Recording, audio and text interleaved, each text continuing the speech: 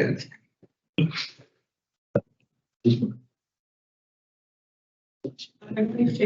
Thank you. Good morning, members, officers and viewers. The Scrutiny Committee meeting is being conducted on a hybrid basis in accordance with the Local Government and Elections Wales Act 2021, which will operate alongside the Council standing orders to ensure that we continue to take democratic decisions in an open and transparent manner. I would remind members that this meeting is being live streamed to the public.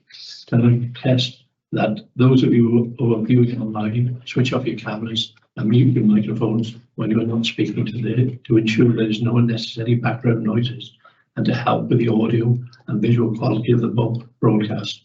The Council standing orders and code of conduct will apply at all times during this virtual meeting in the same way as ordinary meetings, and that every member should conduct themselves accordingly. And I also remind members to ensure that their chat function is switched on and to use the facility to indicate when they wish to speak to a particular item. Please do not speak until I invite you to do so, and remember to unmute your microphone and switch on your camera. As well as being broadcast live, the recorded version of this meeting will be uploaded to the Council website for public viewing as soon as possible after the meeting. Lost translations of these proceedings can also be provided on request. The images themselves recorded will be used for training purposes within the Council. Do we have any apologies, please? No apologies, Chair. One from Councillor Price and one from Councillor Fox. Thank you. Moving on to the minutes of the previous meeting, then, please. For accuracy. Yeah, thank you, Chair. The first minute on the previous minute says the referrer of the previous scrutiny referral item asked that their disappointment be towards the lack of attendance by officers to answer the questions regarding the referral being recorded, which doesn't actually make any sense at all. So perhaps we could mention the regarding the committee's reluctance to scrutinise the council's revenue funding bid would make more sense on that. We can have specifics this way. Thank you. Just the piece about me being online as well. Yeah, that's fine. Can do that. Okay, page 4. Just taking for accuracy now. Yeah. Page 5. Page 6. On page 6, bottom of the page, you pick up the change the date of the meeting from the 29th of September to the 9th of October. Okay. I did just on that point, Chair, agree with we wouldn't for meeting on their podcast into recall. So 2:30. from what I switch off is because we have to take the 2 reports on that date. We have to start a little earlier. Well, with respect, you know, we never start meetings at 1 o'clock lunchtime. That's true. I could look to see if we can push it back an hour. 2 o'clock. I think that's what we asked. Yeah, thank you. I think that's what we asked. Yeah. Okay, matters arising then, please. Mr. Holt, did you have matters arising from the minutes?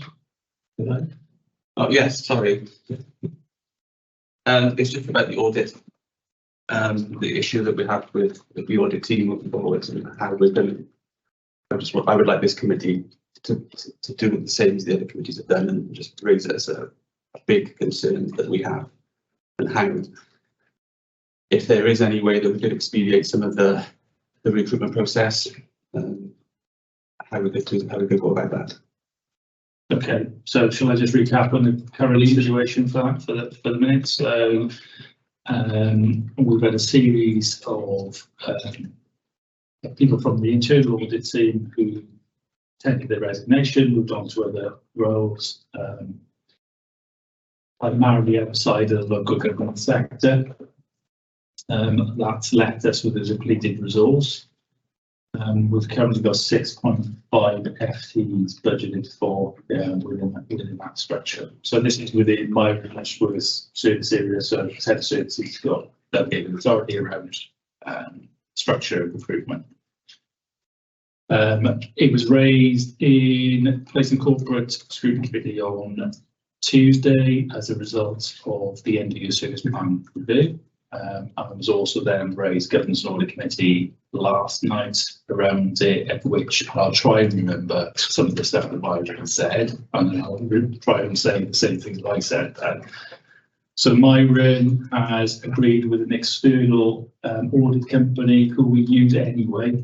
So we buy days off them to buy additional days off them to ensure that we can deliver an internal audit function short term.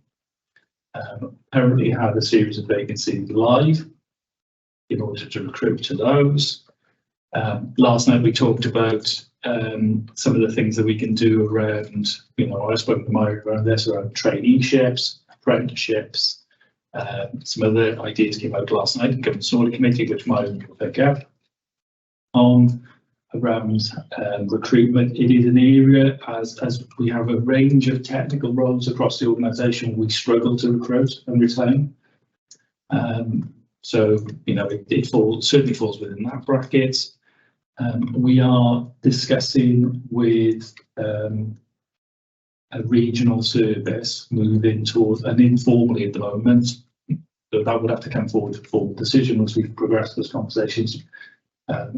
We would have an internal audit function into a regional service, and what that will do will give stability and actually be more attractive to people applying for the job, because you're going into a bigger service that's got more scope for doing a variety of different audit functions. So that is the medium term plan, but at the moment what we're trying to do is we brought in some external audit support to support us delivering the internal audit plan, and we're recruiting.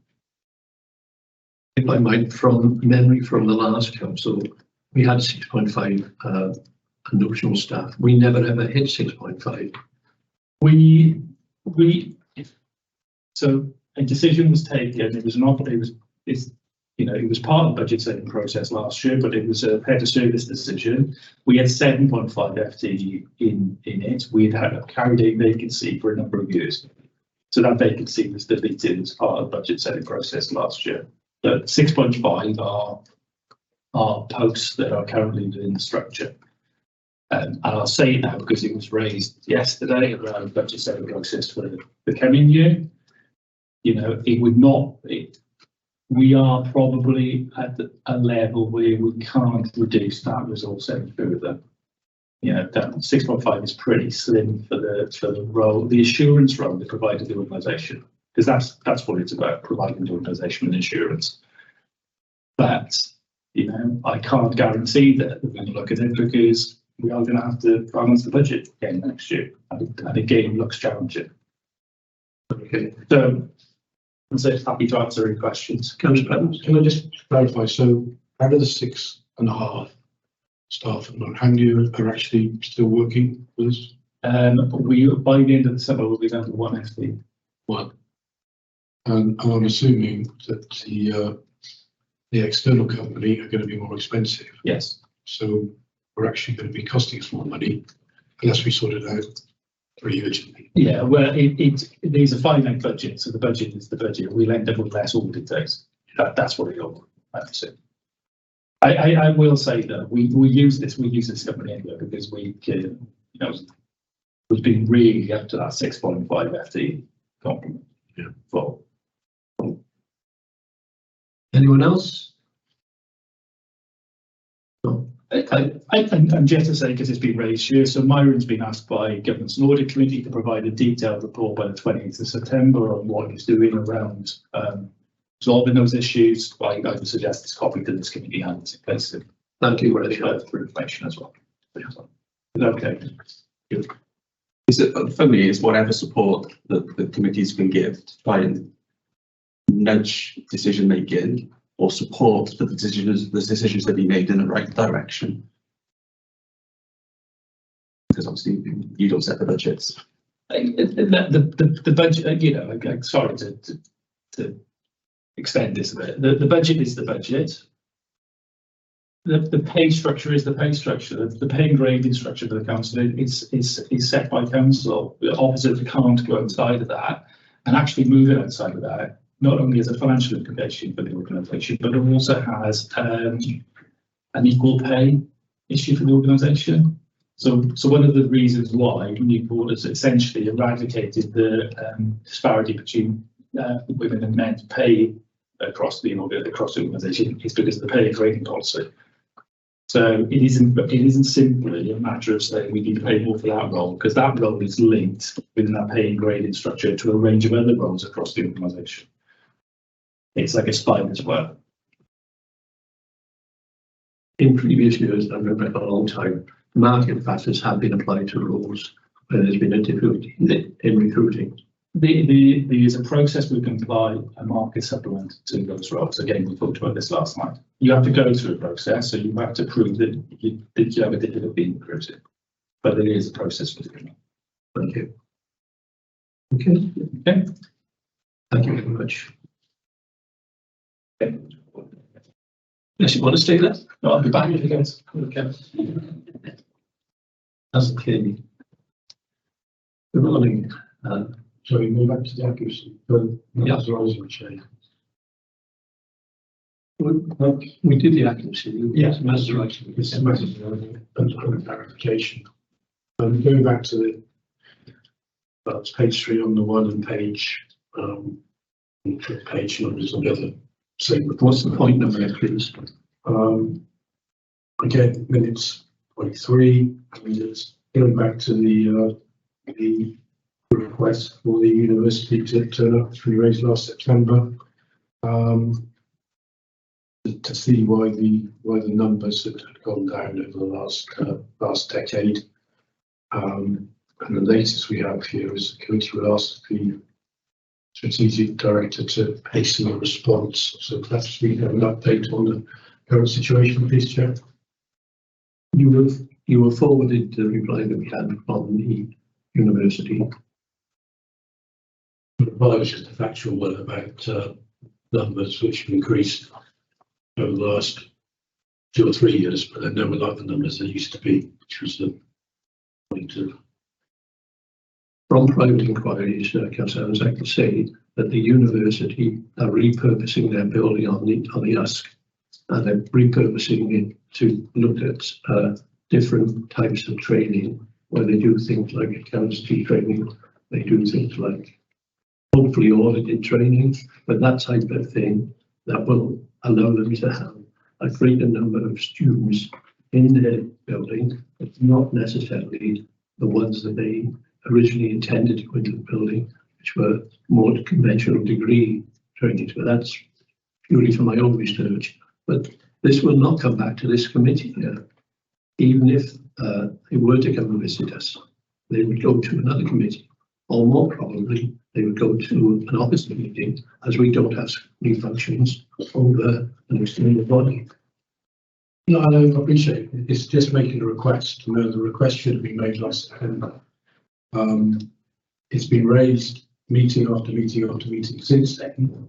And I guess whoever scrutinised it, then that's fine. But you know, it is an important point that when the university were given millions of pounds by this council for the building in the city centre, the intention there were going to be more people working and studying and living, which is a critical factor as well. They were going to expand on the land which the council are now and have the site of the leisure centre. So I think it's only fair that somebody does it, and I'd like to know, you know, who is going to request that they come along, and if they say no, that's fine. But I think for openness and transparency, we should have the response that they are. And I don't mind which committee it goes to, but again, how is that going to be fed back to us? Because there's an original recommendation. We'll be celebrating his first birthday shortly, so you know, it will be nice when we do raise something and agree something to actually, you know, I come to these meetings, and every time I come to a meeting, I ask myself, what have I done to improve the lives of people of the city? And quite often I go away thinking, well, try, but you know, it's critical to try and encourage students to come into the city, and living ones as well, because they've taken let's face it, they've taken the sales of the land at Altering, they've taken the sales of land at Gwener. So you know, I don't think it's unreasonable to say, well, you know, we've given you millions, you've taken millions from your land sales and things. Why have we got the one bit of accommodation, people from Bristol coming to live over here? Because we haven't got any living students. So, I mean, as far as our minister is concerned, Councillor Evans, you contend that this action is closed out. Maybe not your satisfaction. well, it's not just that, because the update is sorry, well, the update you got here is the committee will ask the strategic director to place in response. So, it has to be in the room. No, it's fine. So I without repeating lots of things I said previously, you haven't got an authority to scrutinise them. They can come or not. But I do accept that was it. I was sorry, and it's my fault for not following it because I was in the impression that had been done. All right. So you are correct. That's what we agreed in the last meeting. So I will ensure something goes to the university asking them if they would. We'd like to, You know, to invite them to a scrutiny committee, then we will determine which committee that is, if they choose to. And I'll do that, Chair, and I'll copy that correspondence in there, so we can include it with the minutes. thank you. Okay. Can I just add? Does the word scrutiny committee would that not make them go, perhaps I don't really want to go to that because it's a scrutiny committee and they're going to scrutinise me? Well, I'll have to make it clear in the correspondence so that we have no authority to scrutinise them, but it's going to the scrutiny committee around. These are the things that are raised. The Overview committee as well, always. Yeah, the committee would welcome a conversation around it. All right. Chair, if you can take with that, I'll do that over the next week. I'll copy Samantha into that so it can be included with minutes. And then we can, if they come, and if they choose not to, that could be closed down as action. Our presiding officer did make the comment that we used to have this type of organisation come to see us in the past, but things unfortunately have moved on. So if anyone's going to scrutinise the University of South Wales, it would be the Welsh Assembly, I suppose, wouldn't it? Well, it's whoever the Higher Education Funding Council it would be through that. Yeah. It is a yes, but there's some legitimate issues being raised around city centre regeneration. They roll with that, and things have happened. And look, you have it has been raised a number of times now. We just do need to bring this to a conclusion, and they either can talk or they won't. And I think we probably just need to get to that point. Yeah, is that okay? Thank you. Yes. Nothing more to do. We'll go to the we'll likely That's what happens. I'm sure we can get somebody else at this week. Which point? Again, we were talking a lot about recommendations previously regarding training and internal and external training.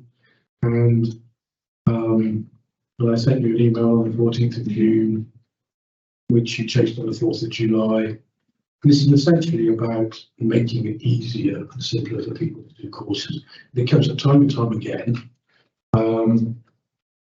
when we're looking at external providers and how we can, you know, a lot of the reports today, reports we had last time, will talk about training and how we can make it easier. Now, the comment on here that was given an adequate response that due to the council not providing the courses, they can't control the functionality. Well, that's a bit like sort of saying, well, there's some centre falling down, but we use Newport North, so we can't control, you know, if we're not getting the functionality from an organisation, we need to ask the questions of how beneficial is this training?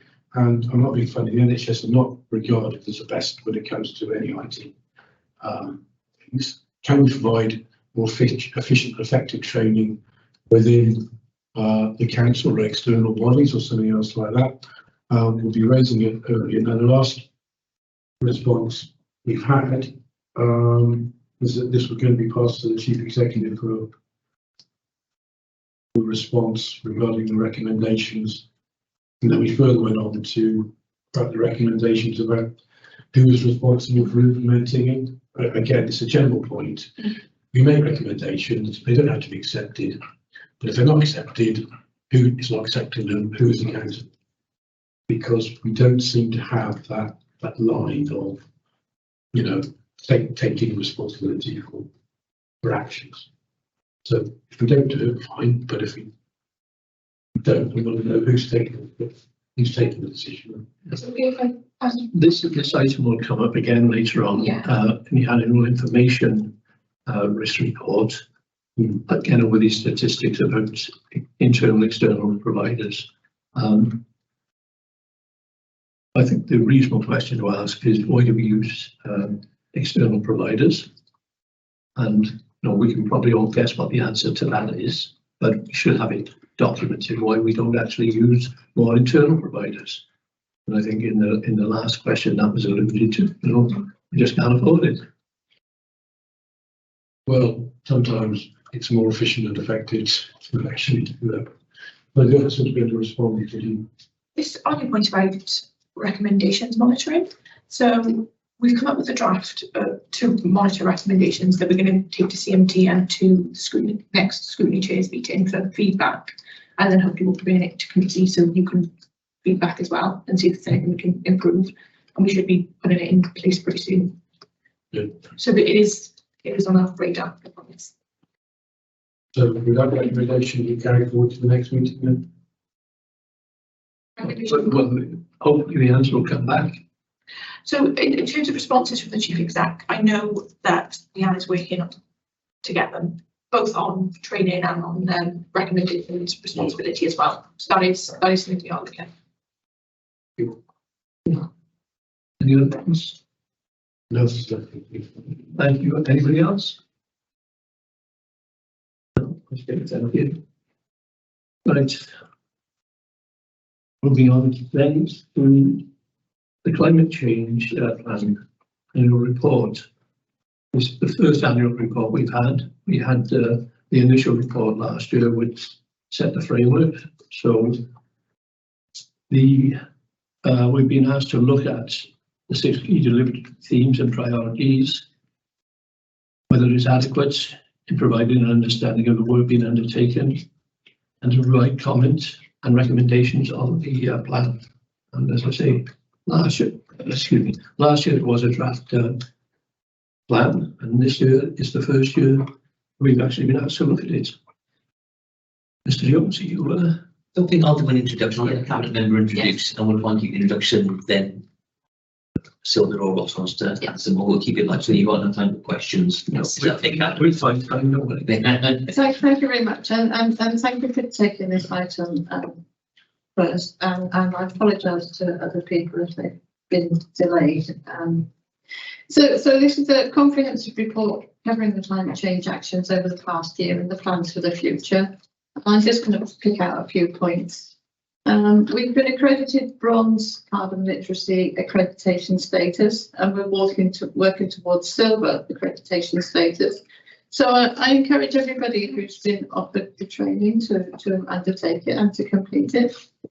An important aspect of this work is to engage with as many people as possible. So I'm really pleased to see the staff network has been set up and started work. It's great to see that 39 Newport City Council buildings got solar panels on them, and that 8 sites have had their lighting upgraded, 4 primary schools and 4 secondary schools. Really good also to see that Newport has received Tree City status, and this is a great achievement and recognises the number of trees planted in the last year. Part of this work, I think, is to encourage people to use public transport as much as possible. And I know sometimes people say, "Oh, well, I can't do this journey by, I can't do that journey by bus." But I think what I would say is do some journeys, do 1 journey a week. Just give up the car occasionally and take the bus, and that would make a big difference to buses and to transport. And then I just, well, obviously we're going to look through Appendix A, and there's a fantastic set of actions in there, really comprehensive. So I look forward to some questions. Thank you. Thanks. If I can add, as the chair mentioned, we had last year an introduction because the plan had recently been approved, but we wanted to set the scene and promote all the different projects and activities we have been working on. This is the first year where we've worked on the actual action plan that was included together with a climate change plan. The plan was very long, very detailed. So it's been included in full in Appendix A, but you know, after 1 year and kind of lessons learned, we've streamlined the plan for this year to make it a bit easier to manage with less projects, because it was quite difficult to report on. So in terms of the report, we've gone for a kind of hybrid this year. We've included some performance information and, you know, what we've been working on, what worked well, what we're focusing on for the next year. And as I said, the full plan is included as an appendix. But we've still included all those project updates, because we think it's in terms of promoting what we're doing, and also for public consumption, if you like. It's quite helpful to give specific examples and let people know what we've done on the ground, instead of just a list of activities and draft status. So I hope it's a good balance, but we would like to get your views and recommendations on the actual content and structure of the report, as well as any other question you may have on the actual activities. So I don't think I want to add any more at this stage. If you just have any questions. Comments. Okay. You're the senior here, Mr. Jones. Are you saying anything? No, I think the cabinet member until we've summed it up, it's really a report for you guys to tell us how you think we're doing, whether the report is useful or not, whether there's things we need to consider a change, but also to comment on the actions. So I won't go into the detail. I'm sure you've all read it. It's a great read. Except it has been reduced a bit. Still a wedge, but yeah, It's got some pictures in it. it's got pictures in it. Yeah, go for a smaller font next time. No, that's Right, Councillor James, I think you'd like to start on it. Thank you. Am I off mute? Everyone hear me okay? Yes, you are. Yes. Okay, great. We can't see you though. I think that's an issue with the chair. Can you see me now? No. She might pop up in a minute, but I'm sure people at home can see her. Yeah. Okay. Well, I'll carry on anyway. I've got quite a few questions, I'm afraid. My first one is on the business travel and employee commuting. Your provisional figures show that they're going to be up. Councillor James, can you assist us maybe and tell us which page you're referring to? Oh yeah, of course, sorry. That's 68 of the full reports pack and 24 of the actual climate change report, if that helps. Yeah, I was just wondering why you think those figures are going to be increased on last year and what the challenges have been, particularly because home working appears to also be up, the emissions are up, so I assume that means more home workers, but perhaps you can tell me more about that as well. I'll take that. Thank you for the question. So in terms of employee commuting, we have seen an increase, obviously, in 2022-23 versus 2 previous years. And that's largely due to the impact that the COVID pandemic had and the number of people who were working at home. The important figure to compare the figures to is the baseline year, which is 2019 to 2020, where we can see a reduction. I think the key for us will be seeing what happens in next year and years after. In terms of the emissions from home working, I'm not clear on why that has gone up. I can bring that information back to the committee following this meeting. Thank you. Okay, thank you. And next question then, next page, so 69 of the full report and 25 of the climate change report. You talk there about the changes in the way that the Welsh Government attributes supplier emissions, and obviously there's been a huge decrease this year. So I mean, if that's an actual overall decrease, that's great. I was just wondering, have the changes in the way you're supposed to attribute supplier emissions been applied retrospectively? So are all the years in that table using the same methodology, and if they're not, why not, and could they be? And just whether or not, in your opinion, the overall emissions have dropped. So, in answer to your first question, the changes in reporting haven't been applied retrospectively. That is something that we can do and have as a parallel set of information. So we're doing a fair comparison against previous years. So I'm happy to action that. Sorry, just to clarify that, because we report on these every year, that the data that has been sent is the official data for the year. So we could do a review and get retrospectively applied methods for our own information, but I don't think we could change the actually official data that was reported. I agree. Yeah, the methodology from Welsh Government is set and is given to us year on year, but for information, we could do that exercise. It is one of the problems in this area when we identified in the original work is that the methodology for each of these things is evolving quite a lot. So using some things go up and down due to methodology changes. But you're something a parallel or a sort of reset based on the latest methodology. And we'd imagine it'll change for different things going forward as well, because it's an area where research is improving and data is improving.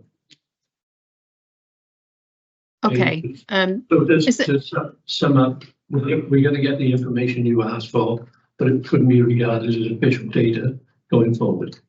Okay? Yeah, that's absolutely fine. I just want to see whether or not, emissions have come down, at least in part, because of a change in activity as well as a change in the way that the emissions are counted.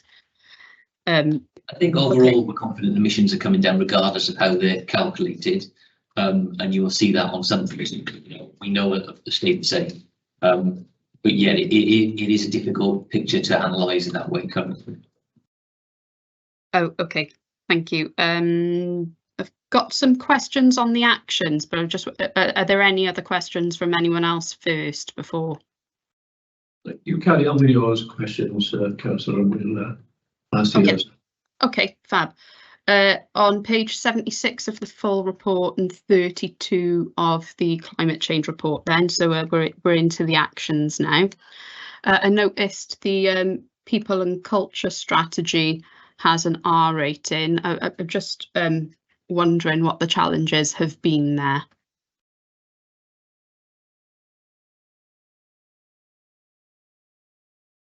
That's just not like it.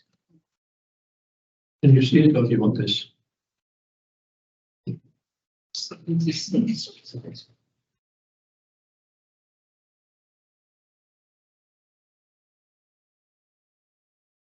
Oh, that one, yeah, sorry. It's just Yeah, I think, and to be honest, I didn't that much, but yeah, Tracy, if you could please. This is the people plan? Yes, I can't find it. Yes, so thank you. That was on my service plan to be delivered last year, following the corporate plan. And we wanted to have a staff conference to work through the values that go in that, and the development timescale for that is now December this year. So we've had the staff conference, we've engaged with people, we've started to draft, and that will be coming back to them. Okay, thank you. And on Councillor, so which committee will come back to you?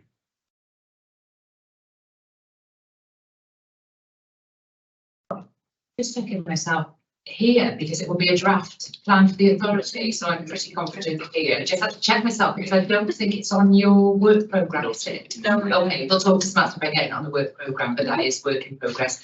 But it got converted from last year. Thank you. Okay, carry on. Thank you. So on 78 of the full report or 34 of the climate change report, then it's near the top. It's using our influence to encourage the staff pension fund to invest in ethically based funds. Now, the action required was ensuring that the pension board are aware, but you've rated that A. Now, that seems like a pretty yes/no action to me. Have you made sure the pension board are aware, in which case green? If you haven't done that, then surely that would be a red. So I'm just wondering why it's rated A and what the challenges have been there. I think that's what. Does anyone know, or I think it's a service level? Yeah, so I will, I believe the action owner on that is our assistant head of finance, Rob Green. So we'll check in with him and give an update. I think one of the issues we're going to have on some of the minutiae of the breakdown is this is an all-encompassing plan. So it comprises components of every service area's service plan. So we will have to feed back. And probably 3 year time something we've done. We haven't implies we've half said it. I don't think so. Only for my own pension stuff with my guy.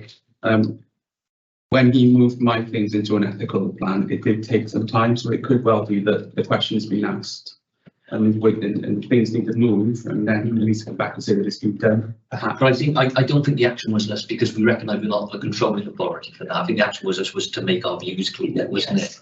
And to because we're limited what we can do because it's done for the LGPS. But if we'll get back to you and give you some clarity on that, and then depending on what the answer is, maybe that does need fleshing out in a report. Definitely. So be clear. If I could comment on that, Councillor James, this goes back to when I was a very young man and Gwen County Council were in existence, and they point blankly refused as a pension authority to actually consider ethical funds. And they said that they would only do what was economically right for its members. They may have changed the position since then, but I very much doubt it. But it'd be good to get a rounded answer. Is it the same pension fund that we're all on, the Greater Torfaen? Yeah, It's a great when pension it's administered by Torfaen. So Torfaen administrators, there's a board of trustees that sit above that. Okay. So the requirements for new council buildings, then same page. There are, I think, 4 different actions in this one. I'm just wondering if you could give us a bit more detail on where you are. Have you discussed with Norse? Is the written policy in development? Give us a bit more detail on the A rating there. Sure. So initially the action was to in this area was to complete a document basically that set out our requirements for net zero carbon new builds. That's been a little bit delayed, but we are at the point now where the document and a report will be going for a cabinet member briefing to then potentially be adopted as a policy of council. That document sets out our requirements for new builds, our approach to retrofits, and also references the minimum standards of buildings that we agree to adopt or buy the local authority. So in summary, that document is in draft form. In terms of engagements with Newport Norse and other people, the document has been circulated around the strategy and asset management group and also the assets board as well for comment. Okay. I think it's worth adding that obviously buildings under development, most times if we build a new building, we won't be the sole financer of it. It'll usually be some grant element, some government funding or some external organisation. The agenda is moving so fast that usually now those grants have conditions on them. They used to be REAM standards, and now they're moving to the net zero carbon needs to be part of before you can even do it. So whilst we're developing that policy, the agenda is moving so fast that effectively the ones in construction at the moment, we're already building that in and working towards it. Yeah, thank you for that, Paul. So myself and my team are involved in the development of all new builds, such as via the 21st Century School Programme, and we are ensuring that those properties have no gas and are net zero carbon in terms of operational energy. So that is already happening. Okay, thanks. Might I come in on that one, Councillor James? That's interesting to say you say net zero operational. How far down the supply chain are you going to go to establish that the energy you're using is net zero? So as the buildings won't be using natural gas in operation, we just have to focus on the electricity usage. So each building has as much on-site generation as possible through the addition of solar photovoltaics, and then remaining energy requirement is met by electricity from our procurement contract, and all of the electricity we buy comes from either solar, wind or hydro power at origin. So we have a certificate that we can attribute to each unit of energy that we use. Obviously, what we want to do is try and generate as much energy as possible on site and use as little as possible as well. Thank you, Mr. Cadden. That's very helpful. Councillor James. Thank you. On 79 of the full report, or 35 of the climate change report, I'd just like some more details on the retrofit. Obviously, the solar PV has been rated A, so I'm wondering what the challenges have been there.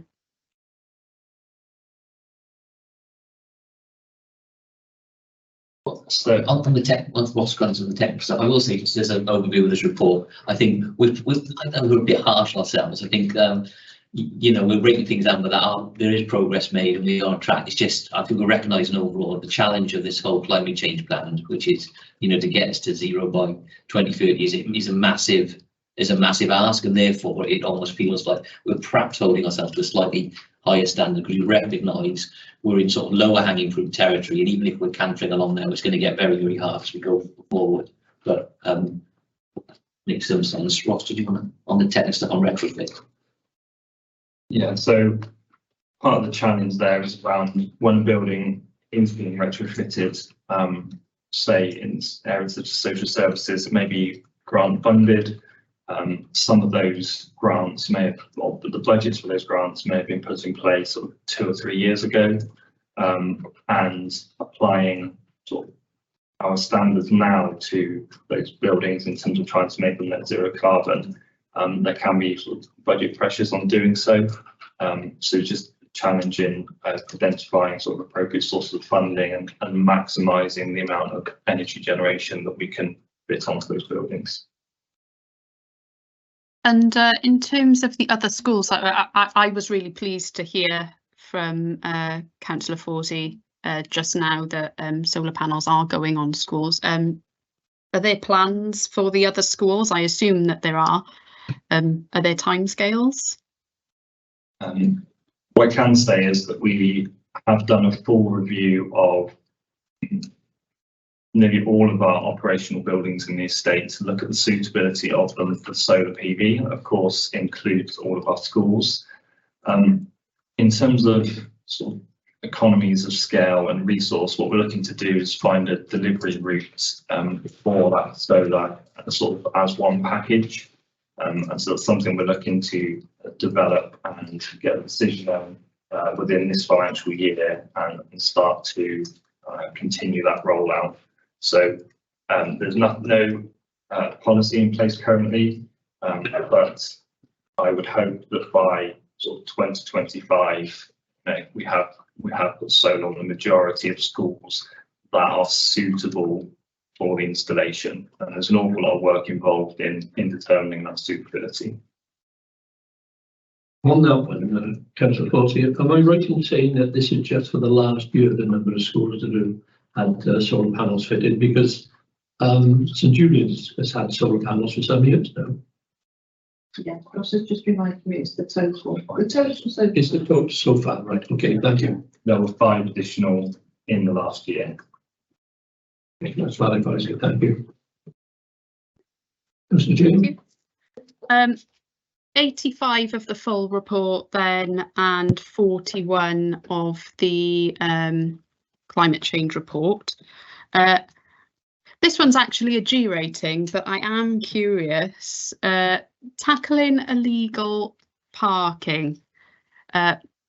I'm just wondering what was the threshold for it to be a G, because illegal parking has to be one of my residents' biggest bugbears, and there's hardly a week that I'm not forwarding something on to the council about it. So I mean, obviously there have been successes in some parts of the city, so wondering if you could tell us a bit more about that. I will have to refer to the action owner to get you a summary of that one. There's no detail on that, is there? So we need, regardless of what it is, we need to put a bit more detail on that. Yeah. But I think it's specifically illegal parking. One of the things that we do get correspondence about is inconsiderate parking or things that aren't under control. But I take a general point. Yeah, we haven't eradicated illegal parking. So yeah, what is the threshold? Although, you know, it's better than it was 5 years ago. Perhaps. I will take your word on that. 87. I think this is the council got civil parking enforcement. You know, you can notably see a quite significant reduction in illegal parking. And there's still a lot of illegal parking taking part, but yeah, it has an impact, you know, for the number of tickets issue. Yeah. Okay. But we'll report back and we'll flesh that bit out regardless. Okay. Thank you very much. 87 and 43 then. The citywide bike hire scheme, that's rated A, so I'm just wondering if we could have an update on the progress for that, please, and what the specific challenges have been there. Yeah, so the bike hire scheme is rolled into part of the Burns recommendations, and that's been delivered through that team. There's a member of staff in Newport now who's working on the tender. I think the tender, the work is due to go live. There's been a bit of a backlog just due to volume of work and recruitment in that area. But that should be making progress. I can give you a date, but I'll have to send that forward to the committee. But that's on the pipeline of work currently happening. Yeah. Okay. Yeah, I was conscious of the fact that it was a Burns project, which is why I was, you know, I don't want to see any Burns work amber myself. But it's a Burns project, but it's being delivered through directly through our own staff, and so they are working on that currently. But I can give you a clear update on timescales now, because I know that literally that work is going on currently. Okay. On the same page, quite interested by these demand responsive transport, I think the acronym is, schemes. Now I know those are for quite far out areas of Newport. I just wondered if the council had considered plans to extend those to areas with air quality management issues, so AQMAs. I don't think they've been particularly part of the AQMAs. Most of the AQMAs are, I'm just trying to check off my head. They're served by the main bus route. So the D&Ts tend to be in areas where it wasn't commercially viable to run the main bus routes. But it's probably worth noting that we have, for the AQMEs, we work with Newport Transport and Priory putting the electric fleet into these areas. We've also scheduled our refuse routes so the electric fleet go into those areas, and so whether that's having part of the impact, but certainly the greater electrification of vehicles more widely seems to be having an impact in the AQME areas. But I don't think there's any plans for DMT to be focused on in there. Okay. 89 and 45 then. The EV taxi trial loan scheme and charging points for taxis are both R rated. So I'm wondering if you could give us an update on, you know, what the challenges have been there and, you know, how far behind are you? So this was an area where there was a previous EV taxi pilot scheme which was operated by Cardiff Capital Region. There was a limited trial that happened, I believe, with 3 vehicles. So it was managed by Cardiff Capital Region. I think it could have been sort of managed in a slightly better way. So I actually encouraged this action to be in the plan, so that Newport City Council initiated a supported and visiting trial to, you know, try and help decarbonise that area of transport in Newport. And the reason this is flagged red currently is because there hasn't been any progress on this action over the last year. But with a sort of increase in resource within the climate change team, this is now something which we're going to lead on. We'll look for colleagues in licensing to support. And in the same sort of action point, all new licensed taxis to be ULEV, that's an A rating. I mean, I assume it's not 100%, but could you give us a rough percentage of how many new licensed taxis have been? We can certainly look into the later feedback. Sorry, what was the answer? Without the feedback, to get all the licensing, Thank you. give us their figures, but maybe we'll report those figures in this one forward. Okay, it's my last question. I'm sure you're relieved. 51 of your report and 95 of the full reports pack. Plastic-free Newport. It's great to see that there's been some progress on that, but it is an A rating, so I'm wondering if we could have more detail on well, what the challenges have been, how far behind. Same thing again, really. Then the new ban on non-reusable plastic for like cutlery and the like came into place quite recently, and we're talking about this measure being across Newport, so there's, I guess, limited influence that the council can have. We had in the past approved a motion, the council approved a motion to become encourage businesses to become plastic free and do what we could within our own premises to become plastic free when the plastic was not easily recyclable or reused, which we tried to implement, and then COVID kind of hit, and then everybody stopped using the building. So a lot of the measures that we had put in place in terms of how we use the canteens, etc., kind of where we moved at that point. And we've tried to make some progress in terms of measures like installation of fountains and encourage people to use reusable bottles to refill the plastic bottles, and engaging with businesses to try and allow them to for people to go and reuse their bottles. So it's work in progress, really. We try to work together with the reuse network of shops as well to try and support them as much as possible to get grant funding to expand or maintain the different premises across city. And as I said, work in progress, really. Okay, thank you. Thank you, Councillor Jean. Councillor Rheoli.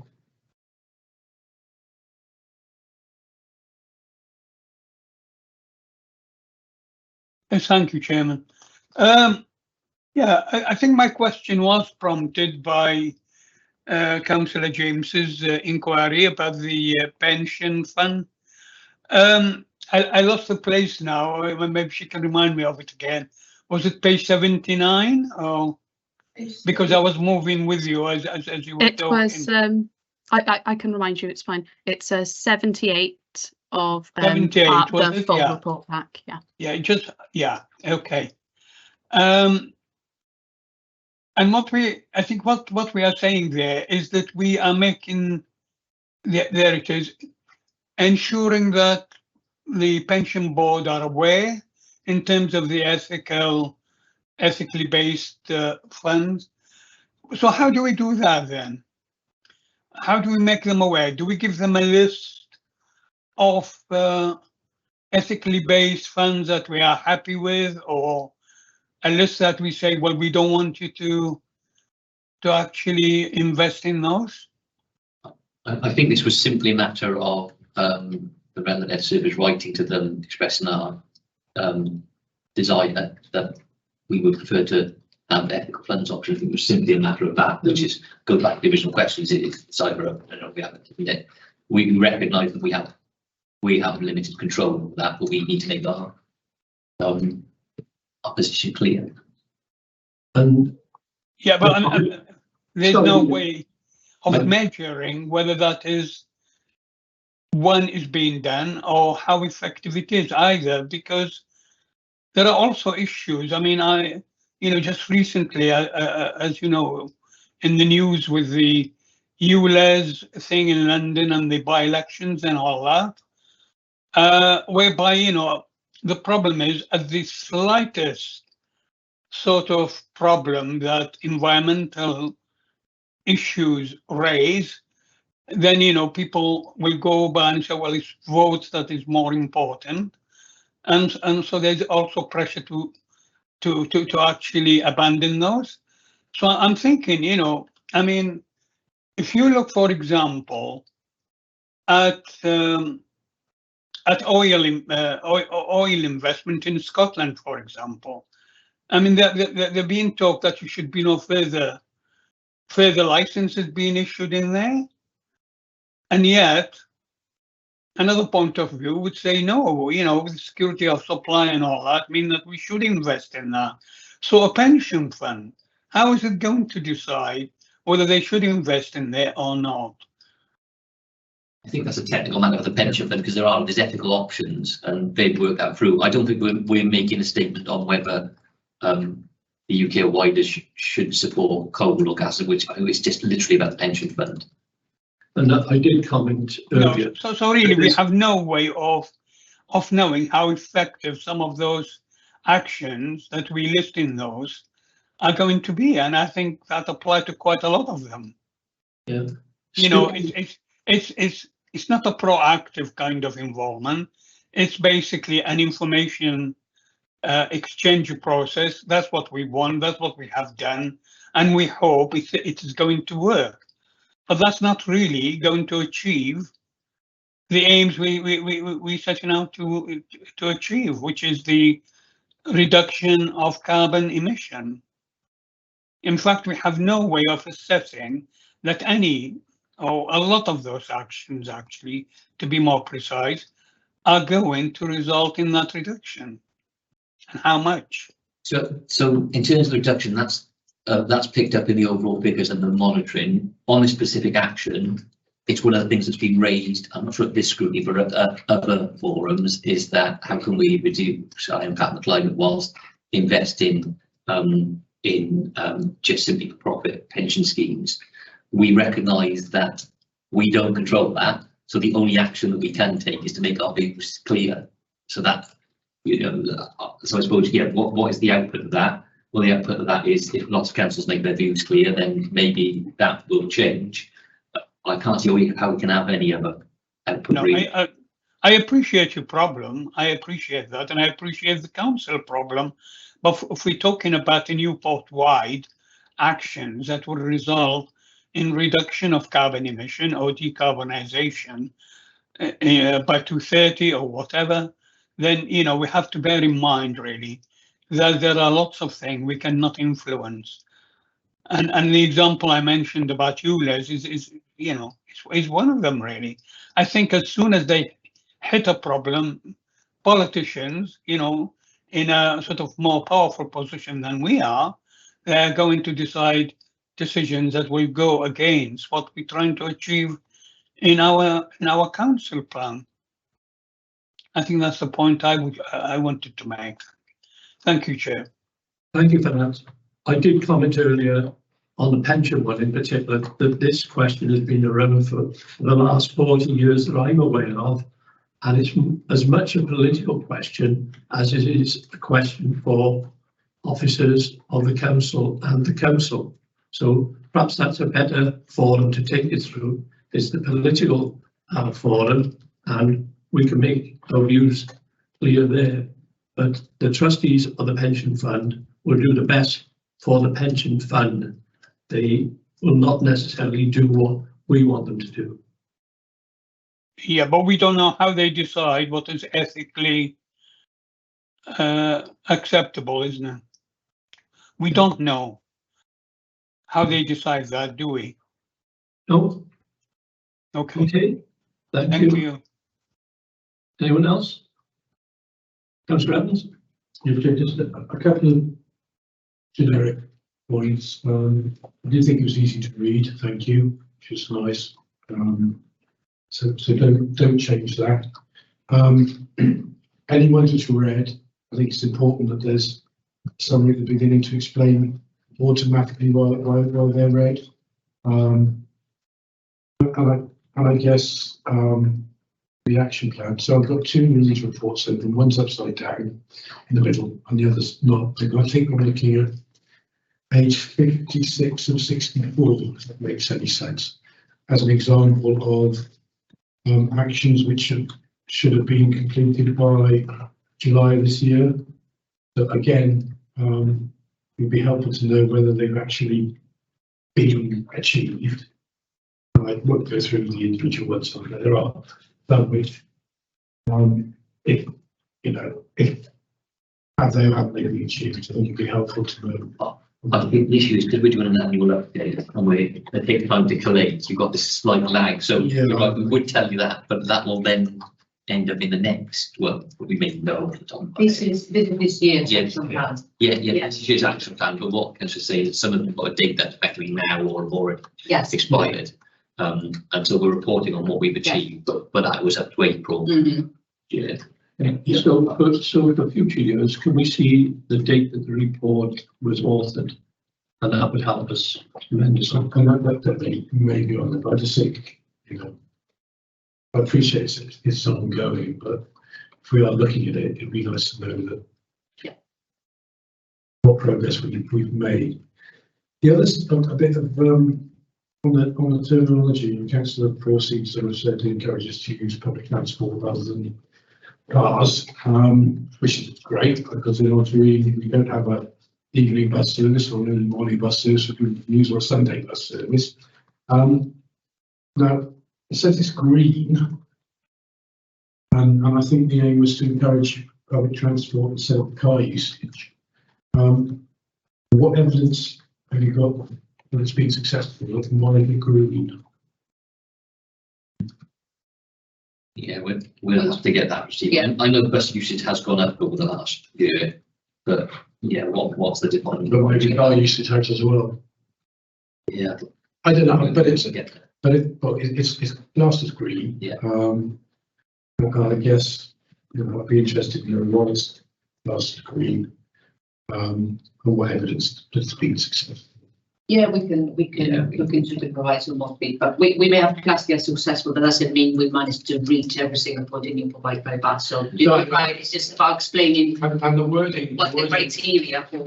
And I think the wording to encourage, well, you know, that's an interesting word because I can encourage everybody to cycle into work. And so I've done my job, so I've told everybody, I sent emails to everybody, I want to encourage you to, and I guess, you know, it's a word which, and I appreciate it's not in your hands, but if you're using a word like encourage, yeah, I suppose that's one thing. And the other question. Yes, the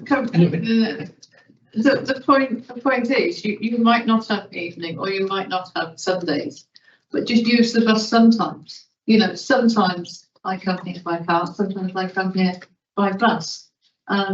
Just make the effort to do it sometimes. That's what I'm encouraging. Well, I actually prefer to walk because it's easier, more reliable, and when they bus do turn up every 2 hours, so I think if it's near enough, that's fine. And you know, sometimes some of the buses are once an hour, but pick up the timetable. Sometimes they're more frequent, you know. But what I'm just saying is, use the bus sometimes, or walk, or cycle, or whatever your preferred method of active travel is. I don't see this kind of like a normal or nothing. I can't do all my journeys by bus, therefore I'm not going to do any. It's just do it sometimes. No, I appreciate that, and perhaps you'd like to answer the second question I was going to ask about what evidence we've got. Well, now we're introducing 3 weekly collections for garden waste. What evidence have you got that's going to improve recycling rates? So I think that's a question for that year. The cabinet members made the decision, so it's interesting on how that decision was. What evidence you've got is going to improve. Well, it's part of the cost cutting, but also quite often orange stock bins are not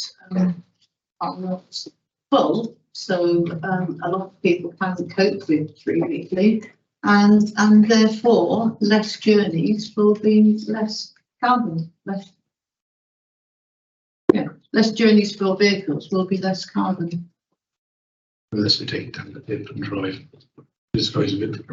Well, if we need to do that, that's Alternative. kind of like unfortunate, that's even more unfortunate, but I mean, if people need to have a second orange stock bin, they can apply for that. Well, they don't, Yeah, but a lot of people's bins are not full.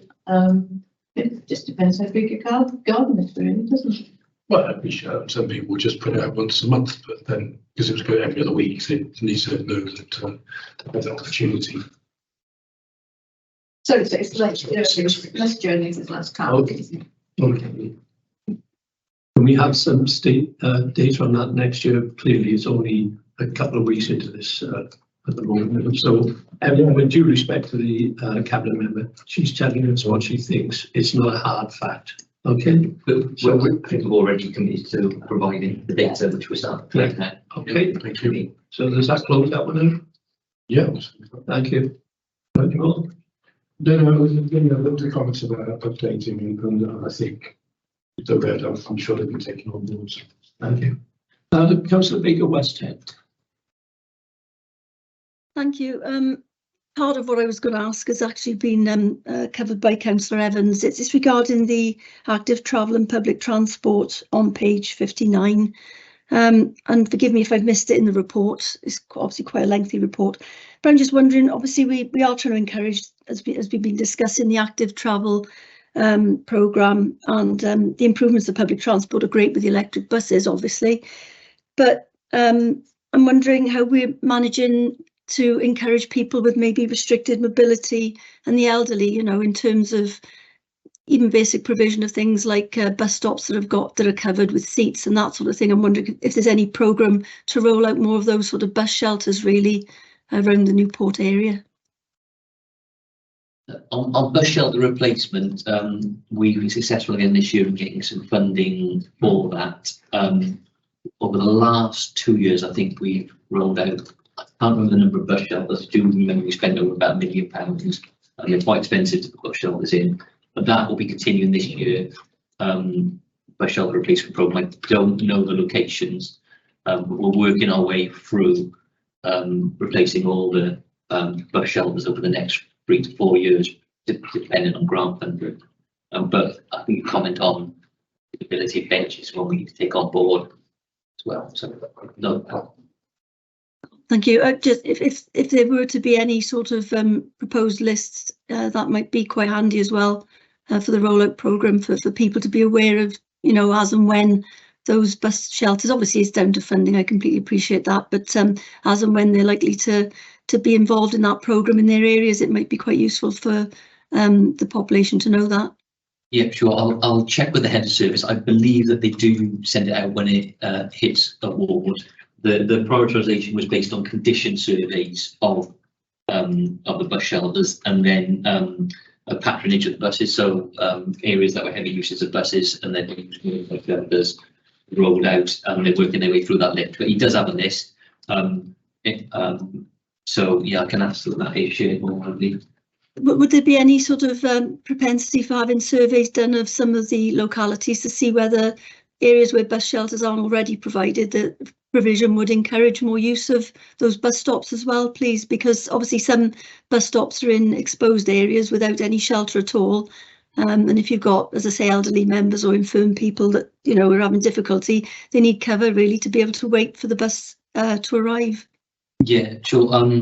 I can ask that that's looked at. Often there's not shelters due to just the engineering challenge of fitting a shelter on the spot. So often we've had places where we'd like to put shelters and you can't, just because there's physically no space for the civils to make it safe.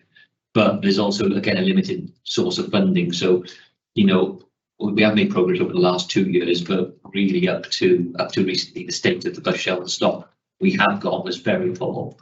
So, you know, we're probably going to have to continue trying to address and get at least what we've got up to a good standard. But I take on board your point. Oh, thank you very much. Thanks. Thank you. Councillor Horton. Yeah, the first one was a bit of a carry on to what Matthew said. The compost bins, so that the garden bin. Yes. Do we offer a compost bin? For home composting, I don't believe we do anymore. We used to offer free home composting. That was a funding trial many years ago. And we still see quite a few of them around. I don't believe we do free home composting. I think and this is going back to the time when I wasn't even at the council, but we went through a phase where it was reduced to a sort of a discounted current bill. I think it was like 15 quid or something. But then the buying them from EQ and the price we were subsidised were starting to mean became pointless. And then obviously the garden waste scheme was rolled out. But it's something that we can look at and not refresh with all these strategies to encouraging home composting. Yeah, because obviously if there's, I would assume that, I don't know anything about it, but I would assume that once the vehicle hits a certain weight, it has to go back and be emptied and then go back again. So if we could reduce the amount that's going in there to start with. And home composting environmentally better. I also know that the white when she puts it in the home compost bin, not the orange bin, because it doesn't count towards the recycling bin. So that's not good for indicating. I get told off putting tea bags in the home composting bin and eggshells in there. They've got to go in the other one to go to the yard. It's something we think have a look at in our next situation. Yeah, I get told off at home as well. I assume tea bags can be composted. Yeah, but sadly they don't compost quick enough. Yeah, there's such nuance. Oh no, we don't use those. We use the tea bags. I buy them to work. So when I drink tea. And the other question was about the cycle to work scheme. So you've agreed with a provider. Has that moved? Is the scheme rolled out now? Is the workforce able to utilise it? The only reason I ask is because I've done it myself through my business, and it took me less than an hour to set up and be up and running. So obviously it's a little bit more complex. There's a few more. You sold the bike at the time. It took a while to deliver, but obviously there's a lot more people employed by the council than there are by myself. But it's not a particularly difficult process. So I just wondered, is it up and running, and has there been any benefit? To be honest, I've not sure. We'll check with the AHR colleagues and we can come back to you. Yeah, I do know that previously the scheme was open for 2 periods per year, around a month, 2 months. And I did see recently on the staff intranet that that scheme has been extended for more than a month. I think it's been an extended period this year. So there has been some action, but we can come back with the details. And obviously the action there is about having that available year round. Yeah. So we'll confirm whether that change has happened because of that. Yeah, because it's all administered by the company you're buying the bike from. It's just the payroll piece. Are you referring, Councillor Horton, are you referring to the salary sacrifice scheme that council operates? No, this is the cycle. It's very similar, but it's the cycle to work scheme. So essentially the council pay up front for the bike, or the employer pays for the bike up front, and then that deduction is then made from the salary each month or each fortnight or whatever that is. So just picking on it now, it is open now, but we just need to check. Yes. Give you a daily update. Wonder what the uptake has been. It would be a good indicator to see whether the council employees are actually making use of it. Ms McKim would like to talk. I'll just follow up, because a couple of things in that. One of the reasons it was opened up to members, by the way, is because I think it came up in Scrutiny last year on this very point. So that was the drivers who opened it up to members. I'd say, I mean, everybody, that wasn't implied, it was just. Yeah, so that's good. So that's the one thing. The being open at certain times is to do with that contract, and that's really that the buyers do. And it is the salary price scheme, but under a different name. That helps. But this actually, the scrutiny feedback was one of the drivers to open that up more widely. So say we paying somebody to administer the cycle to work scheme for us. Is that what you're saying? You have to check that. I wouldn't have thought. If you are, then you No, I'm should. not saying that. Okay. Sorry, I was saying what you said. Yeah. We've got a series of staff benefits, which also includes salary sacrifice. We within that package of things, we're part of the second work scheme that's run through Healthers. Yeah.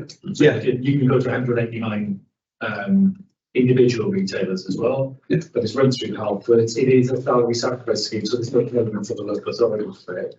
The deductions are made out of growth source, when you don't pay airline tax, pension contribution on those, so we get a deduction. It's kind of a lease arrangement there. Yeah, I've done it myself. We've run that for 7 years, I think. I've had 2 bikes through one personally. So it is well used. But okay, to follow up question to that then, can we, or is there a measure, as you said, Reece, you had two yourself, how many times have you used those bikes to cycle to work? Well, I had just for clarity, I had those when I lived 11 miles away from Newport, and I used to use them 3 times a week. Good. But is there any way we could follow up? So say, for example, Councillor Evans takes up the cycle to work, Stephen has a bike. Too dangerous. I'm just using as an example, Matthew. Yeah. Is there any way that it could be any employee that they've taken up the scheme?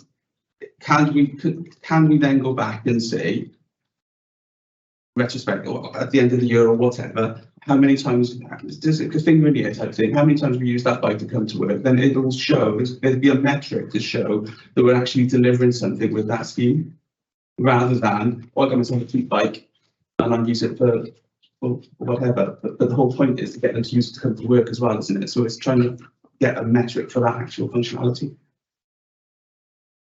So I just say there's some comments about this in the staff network, isn't it? And, yes. and the work that they're doing there, about journeys to work. I mean, I would say from the outside work scheme that the tax break is because it's slightly work, but I think the important benefit is if people don't even cycle to work, they're using the bike to get around Newport. That's good for us. It is, but as an organisation, it would be good to say that we've got numbers in the year. We've got 10,000 employees. Of the 100 and 200 days they come to work, they cycle to work 50 of those days. Maybe we can look into a sample survey. Didn't we, as part of the climate change staff network, there was intentions to do a survey on how people travel to work and collect some information on that, so perhaps this is something that we did do a survey, but the driver for that was around getting improved data between home working and commuting, so we could try and get a better picture of carbon emissions there and see how we could help people in the homes. We didn't specifically ask the question around the cycle to work scheme, but that's definitely an improvement on a piece of work that would be very interesting. Thank you. This one seemed relatively simple. Where do they store their bikes when they come to work? How many bikes have you got here on any one day? You can look at there.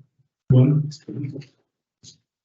And you know how many bikes. So people may use it, like for instance, people living in cars, then they use it to get to the train station and then they go to race there. So The question specifically was how many times do they use it to come to work, I think. It would, it's the metric that shows that as a council, we've got a scheme which the employees are using, and the employees are actually using that cycle to work scheme to cycle to work.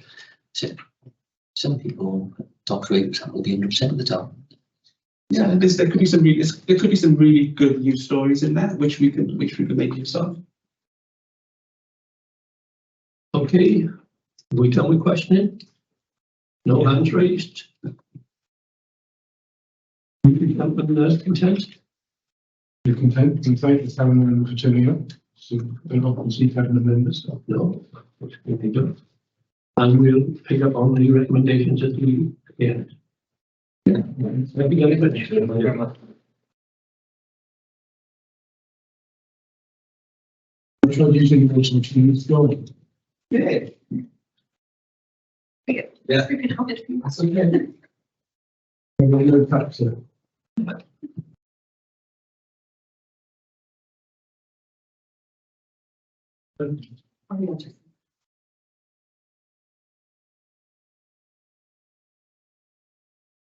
Also, it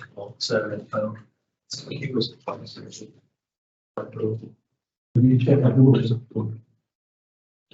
It was chocolate. Yeah. It was chocolate shaking here. It's not the water. Oh, The pumpkin shake at the gym. It's not the water. It's the water from the pumpkins bloody.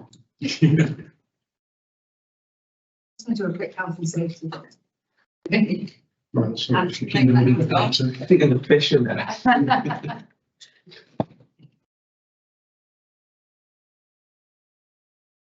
Councillor Patch, yes, he is. Yeah. Right. Yeah. So who's going to lead on this, please? I'll introduce Okay, Mark will take us through the detail if that's okay. So got myself here as head of service, Mark, who's the service lead. Obviously, Reece is our strategic director and cabinet member is fine. We're on page 9 of the papers. Just a few notes from me to say it isn't a statutory report. It isn't a report that everyone does. So this is something that we in Newport City Council determined that we should do for awareness, to hold ourselves to account, to have one place where all of these issues are pulled together, and that's something that's been kind of commended recently by audit workers in a number of reviews. Obviously, I will remind the Cabinet of all of the statutory responsibilities, but the report itself is not a statutory requirement. The comments of the committee are taken on board, and then this goes through to Cabinet member, and it fits in with a number of our strategies, but notably our work around risk and the digital strategy. There are a number of risks outlined in the report, and I guess we may need to be careful about some of the questions. If there's anything that's not in the public eye, we'll kind of take that as a follow-up answer. But there are also positives through the year. So what I suggest is Mark takes us through the executive summary, and then we just put to questions. That's okay. Thanks. Okay, thanks, Tracy. Okay, so I'll go through this relatively quickly. Obviously, you can answer all the questions. Sorry, you can ask all the questions you wish as you wish. I will just go through some of the highlights of the executive summary if you like, and not all of it. Obviously, you'd probably be glad to hear that. So I guess just one thing to highlight in terms of our compliance, PSN was a particular challenge this year, and there's some details in the report. Eventually we got there, but we had a sort of gap in our compliance, so just to make members aware of that. We expect it to be better this year. That's obviously another key point. We achieved the PCI standard that we hadn't for a number of years, so that was very much positive. Members aware of that.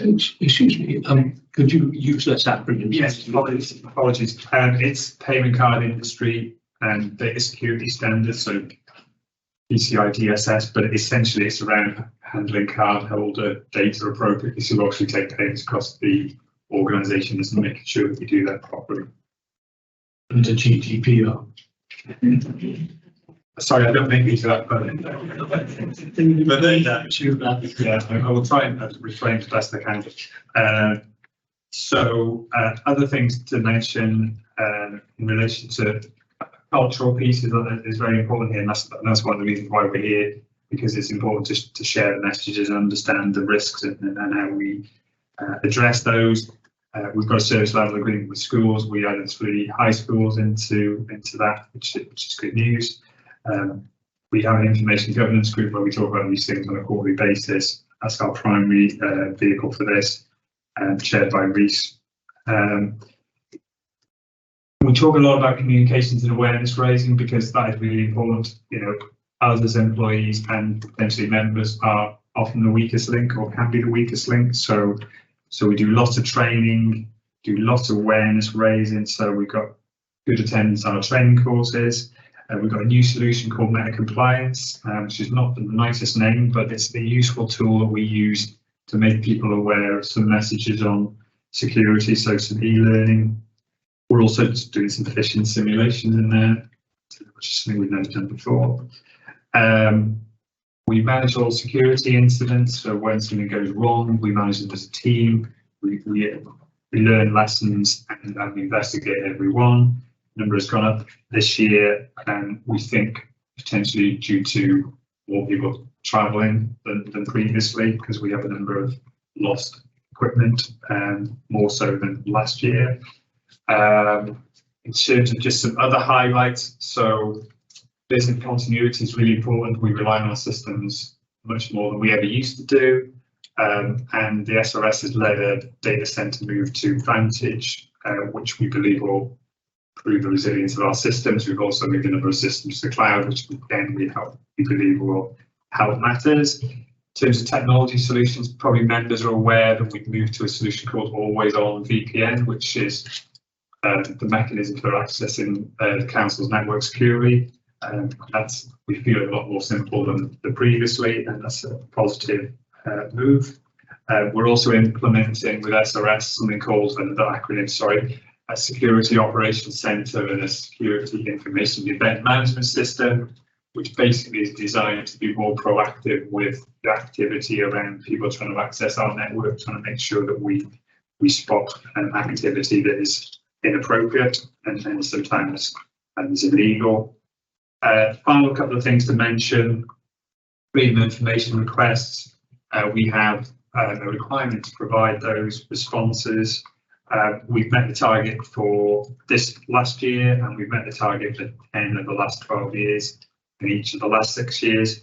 So that's really positive news. In terms of subject access requests, they are requests for personal data under the Data Protection Act. We've missed the target this year, and that remains a challenge. Just to give you the context, that could be paper records, it could be sort of adoption records going back tens of years, so that remains a challenge. But we are below the target. We are also going to implement an option this year where we can legitimately request an extension if it's a complex request. We believe that will help that figure because we've never applied that rule before, as many others do. So that's a very, very quick run through. I haven't gone through all the areas obviously, but happy to take any questions you have. Could I start off by congratulating you on your page 13 information risk report? It tells us who's been created by, tells us what version it is, and it tells us the date it was created. So it's only 14 days out of date, if you like. So that's brilliant. But you only started it on the 24th of April. Were there previous versions that were similarly recorded? What we do, Chair, is we do it for the whole year. So essentially, we gather the activity during the year, but essentially we start writing it from the 1st of April onwards, effectively, because it's referring to the last year. Actually, we're a bit ahead of where we normally are this year because we have gone to scrutiny in September in previous years. So we are recording throughout the year, but we actually actively start doing the report from April onwards, really. Okay, thank you. Yeah, thank you, Chair. Thanks for the presentation, short and sweet, which is always welcome on the report itself. A general comment, which I raised again in council, we've got numbers rather than percentages of training courses attended in the report. 887 might be good, but it was 87 out of 40,000, and it's not good. So just a general point on percentages throughout would be helpful. And going back to your original thing about the public service network, we weren't public service network compliant for about a year. So the question is, why weren't we, and what risks were we under by not being compliant? Yeah. Suppose that the first point is that we were not formally compliant in the sense we need to go through a process to gain compliance, and obviously there are vulnerabilities there which we need to resolve. The short answer is that the scheduling in the health check was done too late. The other factor for that is that we have sort of cycles of systems, and at this particular point we're in the process of replacing the finance system, which we've had for a long time, and that has caused us particular issues as a result of that. So in terms of the risk is, there is a risk essentially because these are vulnerabilities that have been identified. Generally pretty minimal in the scheme of things. We have a number of other things that kind of mitigate some of those risks as well. So we have the likes of antivirus, firewalls, various other solutions, which are designed to sort of complement, some of these vulnerabilities, if you like. So the real risk is relatively small. Obviously, we'd have liked it to be resolved, and therefore it would have been reduced. But essentially that's the kind of position which we started a little bit too late. We had some particular challenges this time, and I guess the thing for the members to be aware of it is we're not expecting it to be like this year. This year's health check has already been taken place, and that's already been worked on. Yeah, sorry, Mark, if you would just explain the process. Yeah, absolutely. So, and apologies because I sort of skipped over some of that. So we have to, as part of the regime for the Cabinet Office, PSN compliance, Public Services Network, we need to carry out what's called an IT health check, which basically is an external provider comes in, scans our network for vulnerabilities and identifies a list effectively. The perfect solution is you resolve all those issues quickly and then basically you apply to the Cabinet Office and they will essentially give you a certificate. More often than not, you have some that you have fixed and then you have some that you're working on, because some of these things can be quite time consuming. Yeah. And you will apply and they will say, well, actually, that's fine. You've got something you're working on, but we accept that. On this occasion, we had got down to 12 vulnerabilities and that would still be good enough. So again, to go back to it, and ultimately they've accepted that we've done all that we can to resolve those risks. So what sort of vulnerabilities? Just give us an example. Yeah, I'm sorry, yes. So some of these, I'm not going to get too technical, but some of these are on servers and some of them are on end user devices like laptops. And they will be things like sort of Adobe Reader, other versions of software on the Internet Explorer, Java, various kind of solutions that we use. Some are more significant than others, and they do have a kind of score on some of those in terms of significance, but the number can seem quite large, but that is because they identify everything individually as well. So in the old days, they'd have said sort of plugins type thing, whereas now they would list them all. So they don't use percentages. No, they don't. Not on this one. No, a good example is Internet Explorer, I think. So we've got one system that's we're moving on. Yes. And that's on Internet Explorer. And from a compliance point of view, Internet Explorer's that version is just not acceptable. But we can't move off it because we've got someone who's sitting on it. And that, I think at one point, was 9 of our or something like that. That's not one thing, that's 9 things. And so on. So the numbers can look worse than it is. And the argument we were making to the Cabinet Office was that, just as Tracy mentioned, that even though there was a list of vulnerabilities, it did equate to one system, but they still weren't happy at that point. So we had to do further work to bring that. So. But that's not to negate it. It's important. We worked hard for it, and we should be compliant, and we will. Moving forward. We will. That's right. If I mind, moving on on that question, shared systems with other authorities, do we have very many, and how do we determine the lead authority on them? That's probably more in my kind of digital hat, if you like, but I'll attempt to answer that. In terms of, we have now, as part of the Vantage Data Centre move, we have some core infrastructure that is the same. So we have a network that is shared. So we will access the internet, for instance, in a largely similar way that people in Torbine and other partners will. So we have some shared infrastructure there, and again, that was driven by kind of resilience and cost savings. So that's one piece of kind of shared infrastructure. We would tend to always have our own version of a system, so we wouldn't tend to have a shared system with other partners because of the concerns about that data that we hold within that system. So we wouldn't generally have a core line in the Newport system for something. As part of the SRS collaboration, we look to have as many standard systems as we possibly can. That can be quite challenging in relation to people at different starting points, people having different priorities and so forth. But we do have the core systems tend to be the ones that are the same. That will all be using the same email system. Everybody's using Teams, all the Microsoft 365 suite. But We don't tend to have the same payroll system and the same finance system. There are a number of systems where they use the same, so our contact centre system is the same as used in Dorline and Monmouthshire line rent. But that's quite a challenging piece to actually, ensure that we do that. It's where we'd like to be. It is quite challenging because of local priorities and so forth.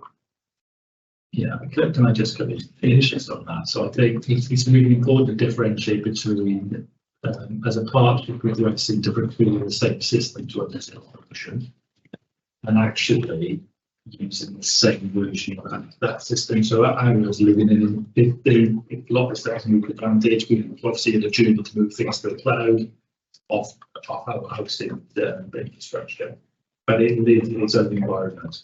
It's a segregated environment, so that our Microsoft Office is it's not shared with the other things. So that's a secure environment. Anyone else? Yes, sorry. It was a question of continuation for Matthew asked again.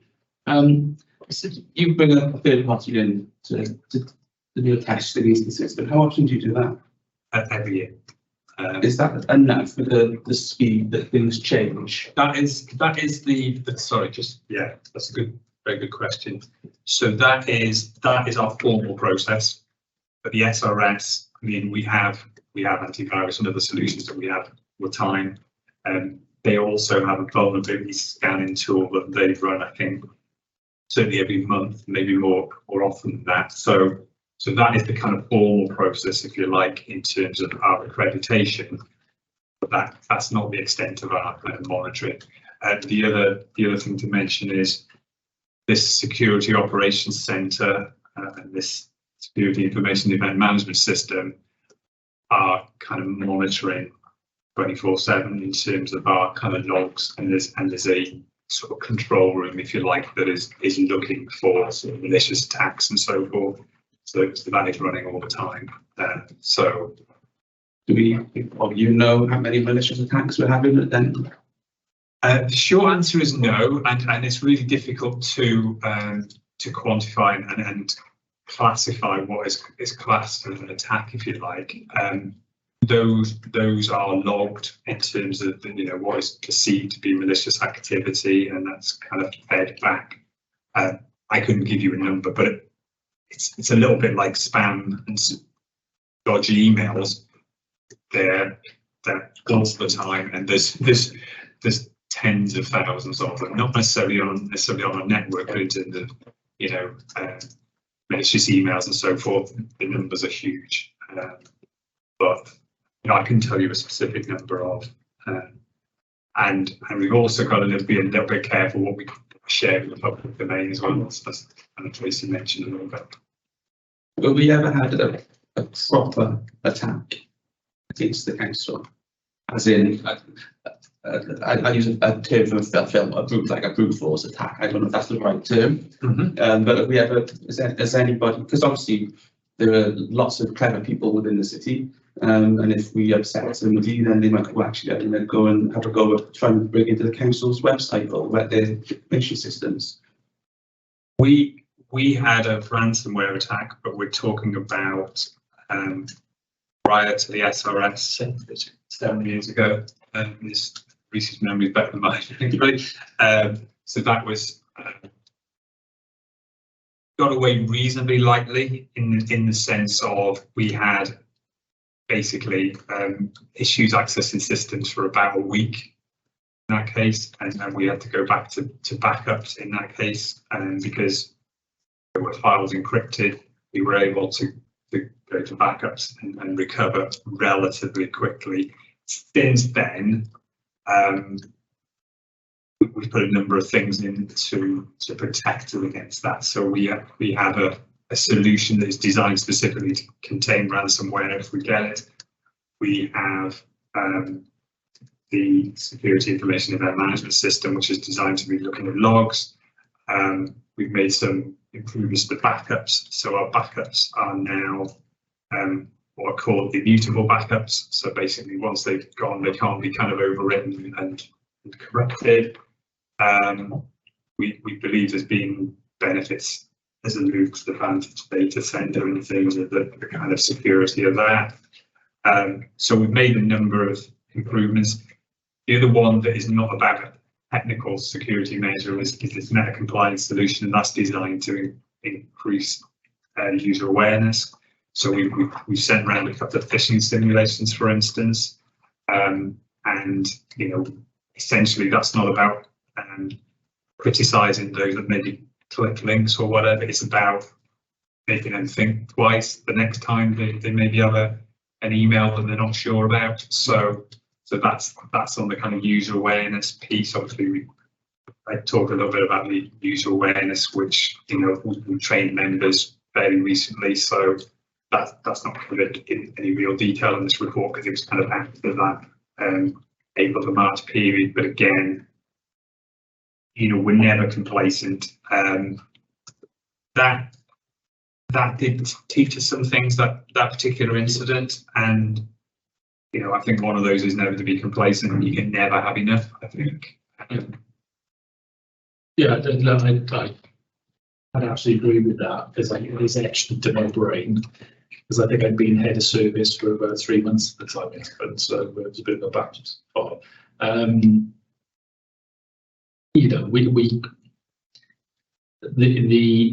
The issue was identified really quickly, and the impact on systems was as a result of us shutting everything down rather than it infiltrating the systems. I think that's really important. It encrypted. I think ultimately encrypted. A couple of hundred, something like a couple of 100,000 files on a number of individuals' hard drives on the laptops. Everything else was recoverable. So, so certainly it was a ransomware attack. No ransom was paid. We recovered as an organisation pretty quickly as a result of it, and we learned a lot of lessons. I think it's really interesting, a lot important to say as well. So we've also taken part in a series of simulated attacks on an all Wales basis as part of civil contingency arrangements to ensure that you've got the appropriate backup. So basically testing how we respond to things, and we in all of this isn't the systems, it's the people involved in it. And it's not just the person who might have clicked on the link, it's the human responses to those things as well, because it can be quite scary and quite emotive. And certainly we can listen to other local authorities and organisations that have had significantly bigger impacts as a result of some of this. Yeah, it can be. Yeah, that could be really bad. Yeah, I suppose I'll put my other hats on now, which is the lead for counter-terrorism in the organisation. I'd probably just say it isn't necessarily the person who's a bit disgruntled that we'd be particularly worried about. It's the big players, state-sponsored attacks and things like that, and your recovery is the critical thing about it. Well, yeah, in a previous life, there was an attack on a blast furnace when I was working in a certain place, and she messed that up. There's quite a bit, there's quite a big explosion that could be from it. And we had the hot mill was shut down for a period of time because somebody, again, was a person, plugged a personal device somewhere where they shouldn't have plugged the personal device, and somebody got into the system. I don't know where I was going with that, actually. It wasn't a question campaign. 7 years ago, obviously, in tech time is a very, very long time. Probably the equivalent of hundreds of years in human evolution. Billions of years, probably. Are you confident that if there was a decent attack now that we'd be okay? Yes, but without being complacent. As I said, we put as many measures in place, and there was extra money that Reese identified and was head of service to improve our kind of protection, and this implementation of the Security Operations Centre, etc., is an enhancement of that. So there's been an investment in this because of the recognition of its importance. So I have confidence, but like I said, we'll never be 100% confident. No. Certainly, we are better than certainly we were. We feel very good. The ransomware containment solution we implemented, we were the first Welsh local authority to do that. A number of that done it since, including the rest of the SOS partners. So, yeah, I'm confident, but the reason why we're here is because, you know, there is an inherent risk out there, and members are an important part of the awareness for that as well. It's worth just saying as well about the risk management element, as we said, after national events. So where there is a national event, you can't really gauge who in Newport is disgruntled or anywhere else in the country with, or the world, which is how the risk looks now. But where there is a national event, NATO was a really good example where NATO came to Newport. There were all sorts of additional controls overlaid during that period, and there have been a few other points at which locally or regionally you start to create a situation where Wales took a really prominent stance there. Actually, there's additional cyber flags during that period, so we step up to the requirement there, and we sometimes need to shut things down during that. So those have been really good learning opportunities then, when we've had the big events come to the city. So it's sort of forced, I'm using the term, forced your hand to up the game. Yes. Yeah, because if we can't bring our controls up to the required level, we're not able to participate in that thing. Yes, absolutely. Sorry, I know. I've got one final thing to say, and Dimitri might probably be relevant to Dimitri as well. Again, in a previous life, when we were going through cyber training, we were locked out of our systems until we completed the course. Now, is that something that we do? So if there's a critical bit of, or a key bit of training or information that needs to be delivered, if we didn't, until we did that, and it was recognised, it was an online course, it was doing it in your time thing, until that piece of work, or that piece of training, or that piece of information had been absorbed, and you left us and you signed so you've done it, we were locked out of the system. Now, is that something that we do? Everybody who is a kind of new starter needs to go through e-learning until they've done that. They can't access the network, so that's kind of one element of it. We are taking a slightly softer approach in one regard in relation to, so the meta compliance solution does enable us to do what you just mentioned. What we've been doing is encouraging take up rather than actually stopping access. That remains an option available to us. We haven't taken that stand thus far, but that is a consideration. Okay. So it's a very good way of getting people to do it. Yes. They're locked out of the system until they've done what's right. Yeah. Okay. Yeah. Thank you. Councillor James, you had your hand up. Did you take it down? Oh, I think Councillor Petroni wants to come in first, Chair, on that point. Does he? Right. Councillor Petroni. Thank you, Chair. Just very quickly, building on what Councillor Horton has asked and what the officers have sort of answered, is this is an ongoing war. This never stops. And I think for me as a cabinet member, compliance is huge and massive, and we're on, we've had, some good discussions on that, and we'll continue to do so. But it's the learned process as well. What do we learn from everything that occurs, and how can we enhance the system every time it happens? And I think having a rigorous what we learned from this process is vital. I think Rhys mentioned it earlier, and Mark. So for me, it's just this ongoing battle that will never be able to give you 100% assurance. No organisation can. But what we can do is ensure we're up to speed on compliance and learn from everything that comes in, we come across, be it our own desks or SRS. So I think it's important to just re-emphasise that message. And on your last question, a harder approach, we can definitely discuss that with officers and see if there's something more, something tougher we can do to enforce compliance. Yeah, it's really about the critical stuff. If it's a critical piece of information that's come out and said so for example, as councillors, we have to do certain training, but there's nothing which is forcing us to do it. And there might be an email which might come. But if, for example, being really, really hard line, the council took the stance, well, until you do this training, you're not getting paid. Now, obviously, that's the extreme, and we couldn't do that because of contracts and things like that. But it's a big drive to make sure you get that tick, that sign, that signature to say that I've done and I've understood this piece of information that I need to know about. That's my point of that. Thank you very much. Councillor James, you had your hand up. Did you take it down? No, I didn't take it down. Please. I think the question I was going to ask on the councillor trainings has been asked and answered, but if I move on then to the transparency publishing data, so that's on page 30 of the full report, page 16 of the actual report.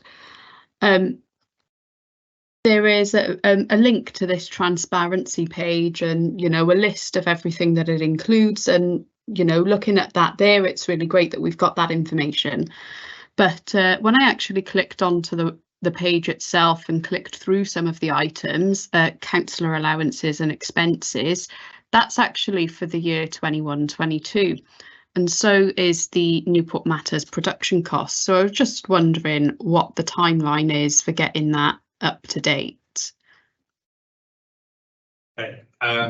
Apologies, they should be updated either annually or quarterly, depending on the data set that is there. We have to go through a process to request that from the services. So apologies, there's some that aren't as up to date as they should be, but they should be either quarterly, depending on the data set, or annually.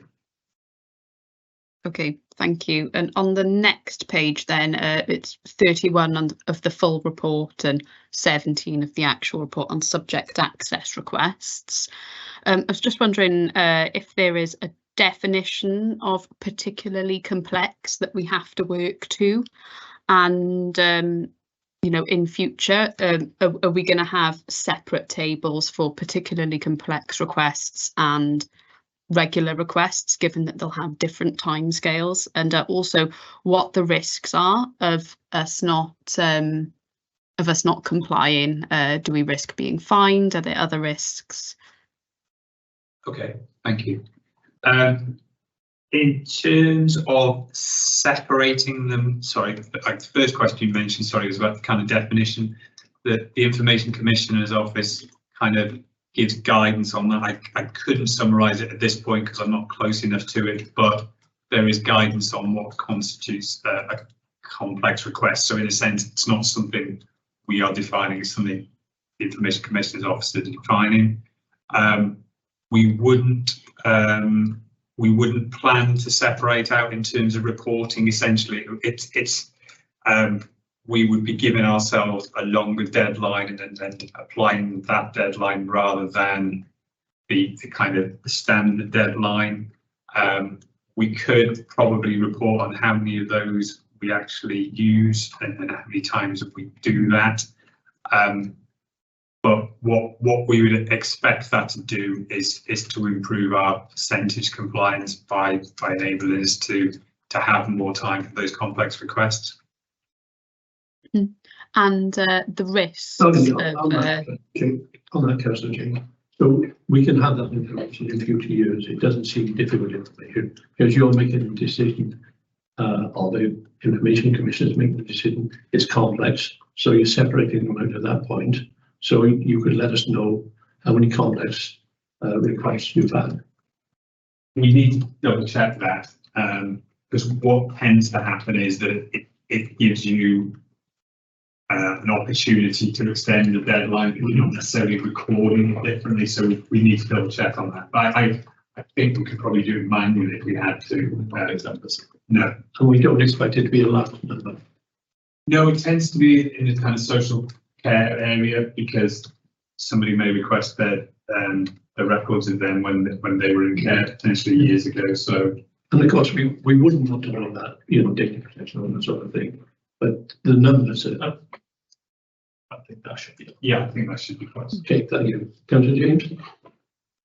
Yeah, so my last question on that was what the risks are of not hitting our targets. Okay, apologies, sorry. In terms of the risks, we are the kind of the body that supports us in this and potentially takes action is the Information Commissioner's Office. So The worst case scenario is likely to be that they would enforce some action on us. It's unlikely they would issue a fine in this case, but they would enforce us to take action.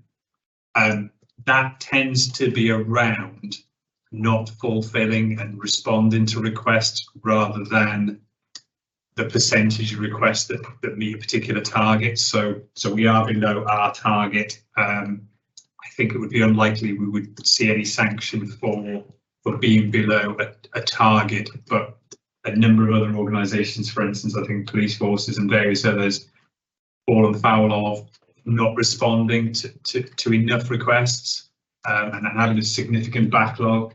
And then those scenarios, the ICO has come in and basically said, you need to resolve that backlog and you've got an X period of time to resolve that. In our case, as you can see from the figures, the numbers are relatively small, which obviously helps us in that regard. But that's the likely worst case scenario we'd find ourselves in. Sorry, Mark, if I could just add, obviously there's a reputational risk to the council, and that idea of public trust is really important, that people can feel they can ask us for information and we satisfy that need. So we obviously, there's a lot of publicity when the ICO takes action, and that would be really poor reputation for the council. Yes. I assume then, though, although being below our target wouldn't leave us at risk of enforcement, being below target does imply that there are a number of requests that aren't being completed in that time. So that does increase the risk of enforcement then, doesn't it? Yes. Well, yes. Regardless of the number of regardless of what our target is. Except for to date, we haven't applied the exception. So the target is sort of, the achievement is artificially deflated, if that makes sense. We haven't routinely gone through that process because we would seek to satisfy every request as quickly as possible. Yeah, I think Mr. Cole will explain that earlier. Yeah, look, Councillor James, just for reassurance, I think, because the ICO does publish when they've taken action against organisations, a variety of different things, including not meeting the requirements around subject access requests. Given the organisations they've taken action against, our performance is so completely different to theirs. We do respond to subject access requests. A proportion of them are not within the required timescale, but they are responding to. The organisations they take action against are those that have got subject access requests they haven't responded to for a number of years, for instance.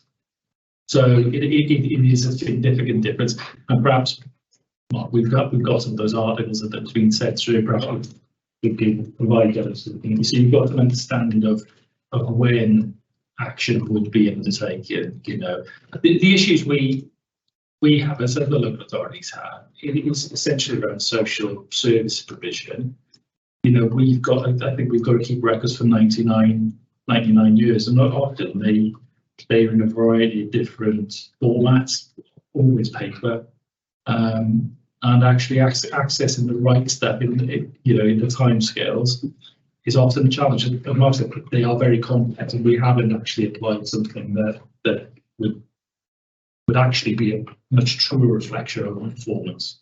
Just to add to what Rhys mentioned, one of the other challenges around is the kind of challenge of redaction. So, for instance, if there are third parties that are included in, say, a social care record, then they should be redacted. So the person who's requesting them does not get access to it, information they shouldn't get access to. And if you can imagine, you've got a thick file worth of paper. That's quite time consuming in itself. And again, there are instances where people do that badly, and that in itself can be a problem. So it is quite challenging with the social care. And where are the records kept? I'm assuming they're off-site. The paper copies only. Yeah, more recently we would have electronic records. The last X number of years, we have something called modern records, which is essentially archives under our circa 5,000 boxes worth of files. They're not all social care, but probably something like 3,000. There are also records kept at Gwent archives, go back further again. So, and again, part of that process and the challenge is that it might be a box here, it might be in Gwent archives, so that has to be retrieved in itself. So, so hence part of the logistical challenge. Yeah, my poster out of archives to be getting a previous charge. When they are. Okay, we can send on this paper. That's a question now. Yes, Yes, thank you. thank you. Councillor Baker West End. Thank you. Sorry, mine are pretty mundane sort of questions really resulting from the report in front of us. But I was just wondering on page 15, there's a mention of the cyber stock take 5. I was wondering what that sort of covers, being a bit of a layperson. I'm not quite sure what that stock take would cover. And I'm wondering when the results of that would be available as well, please. Essentially, it's a self-assessment that is carried out by each local authority in Wales. It's designed to benchmark various kind of measures, how communications is part of it, some of our technical controls is part of it. Some of it is around the organisation and who's responsible for things, who's updated, what groups you have in place. So it's a self-assessment across those 22 authorities. We would tend to do ours in conjunction with SRS. But another point just to mention in passing is when it comes to the technical controls, a lot of that is a responsibility for SRS. We work closely together on that. So there's also a group called WARP, which stands for Warning, Advice and Reporting Point. And that's a kind of cyber security and information security group that operates across Wales. So those, again, going back to some of the previous questions, those are areas where we will learn lessons from other partners and local authorities. In terms of the timing of it, we have chased it fairly recently. The honest answer is I don't quite know, but it shouldn't be very long. We've done relatively well in previous ones, but again, there's always things that we can improve on as we touched on already in this meeting. Thank you. I'm guessing then that'll be just added onto this report when it becomes available, will it? Depending on the timing, it might be incorporated in next year's report. We'll see kind of when we get the results back and when we can incorporate this. Okay, thank you. Following on from that, it's a similar type of question really. It's on page 19. Excuse me, the Audit Wales final audit report isn't available yet. I could see it's an initial draft report as well. So I'm wondering what the timescale is likely to be for the final report on that. Again, we don't know for sure, but in terms of timing, I would expect that to be relatively soon. I'm trying to just remember the details, but I think probably we fed back to them approximately a month or so ago, maybe a month, 6 weeks ago, we fed back to them. So we didn't feel all of it was representative of the true picture. So we fed back on that. So we expect them to take that on board and then issue a revised report. But when it comes to Audit Wales reports, it's always difficult to understand when that's likely to happen. Just kind of in their hands, but I would expect it in the next month. I would expect, but that's just a guess, really.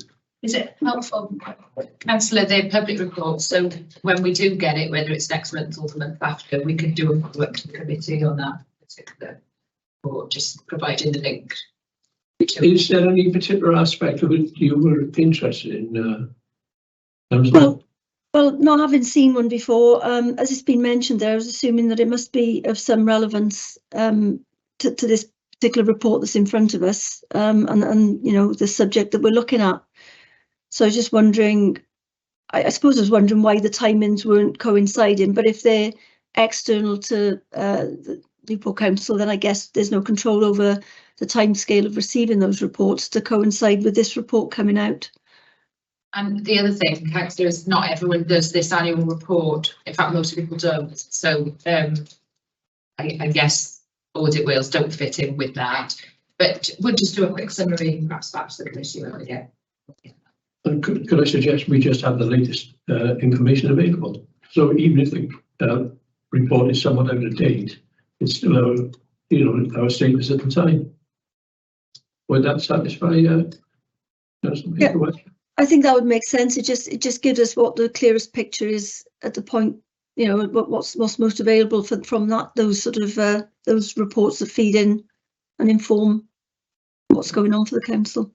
I guess just one point to mention, Chair, is depending on the sensitivities of what's included in that report, it wouldn't tend to be public. So, for instance, a previous more generic Audit Wales report on cybersecurity was not specific to Newport.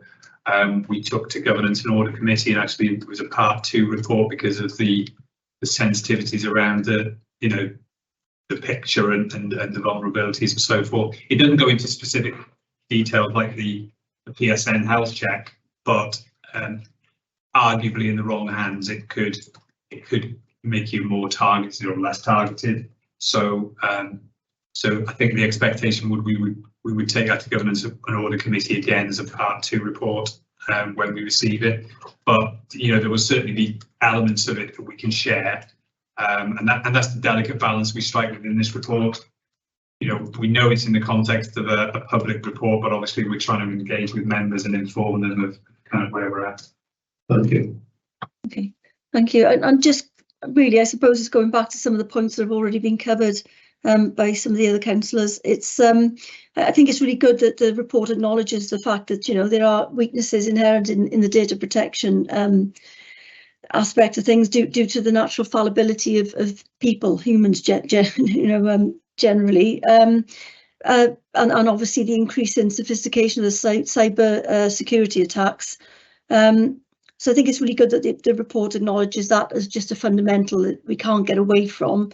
But I do think as well, looking at what we're doing in terms of some of the training, as has already been said, I just wanted to reiterate it really. I think we need to be maybe wary of tick boxing exercises. That's putting it a bit strongly really, but for example around GDPR, where we are just doing sort of self-assessment online training, that might not be sufficient enough. So I think I'm agreeing with what's been said earlier really, that some of the training needs to be a little bit more thorough than that to ensure that everybody involved is taking on board the relative risks that are involved if we're not on our toes enough. And I do think as well it's excellent that there's been things like the phishing simulation that was rolled out in January, just to keep people in check, to make sure that we are constantly on the ball really, to minimise any risks that are coming through. Okay, just bringing on the phishing simulation, what was the catch like? We've done well. Do you mean in terms of the I was making a pen, but I'm sorry, you can go slow there. You can be slow there. Sorry. In terms of, I guess this, and I think Councillor Baker Westhead, the comment that she made, I think is quite an important one in terms of there's a big cultural piece here, and we've got to strike a balance between being seen as over the top and so forth, and trying to raise awareness. So that we try and do more in a raising awareness piece. In terms of that phishing, arguably anybody who clicks a link is one too many, and that's the kind of starting position. However, in the sense of we are trying to make people learn from their mistakes without kind of punishing them in that sense. So that's a delicate balance to be struck. So we have talked about our information governance group. So we do try and learn the lessons from that. Each one is subtly different, so it's really difficult to compare one with another. So the first one was around Microsoft account change. The second one was around a kind of HMRC kind of tax rebate. So it's difficult to compare one with another in terms of that was X% and that was Y%. what we're trying to do is increase awareness and just, reduce those numbers. Yeah, in the sake of that was a very political answer, but it didn't answer my question. Okay, So how many people did clicked on the link? I think we've got some figures in the report. Just bear with me a sec. I think we do quote some figures somewhere. I need to check. It's on page 24, Mark. Okay, thanks. The percentages, not figures. Yeah, I'm really sorry. And done by my view. We have I'm not a 24, the blank page. We have the figures there in terms of percentages, but yeah, we have raw figures as well in terms of numbers. So Can you, sorry, can you haven't got. I haven't got a page. So it's 9.2% of IT users clicked on the link, 4% of IT users input data into the form. So clicking on the link is much less concerning than putting data in. In real terms, you get caught at the 4%. So what you're saying is, just to use a different analogy, 10% of the workforce stepped in front of the car without looking, and 4% of them were hit by the car.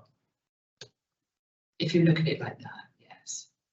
And that 4%, going back to your training point, are then, it wouldn't just be workforce, obviously that would include IT users. IT users, including So it's picnic, isn't it? It's always picnic. Including councillors, though, not just. Yeah, no. Those individuals then have mandated training. Excellent. That was going to be my next follow-up question. They could all be councillors. They could all be councillors.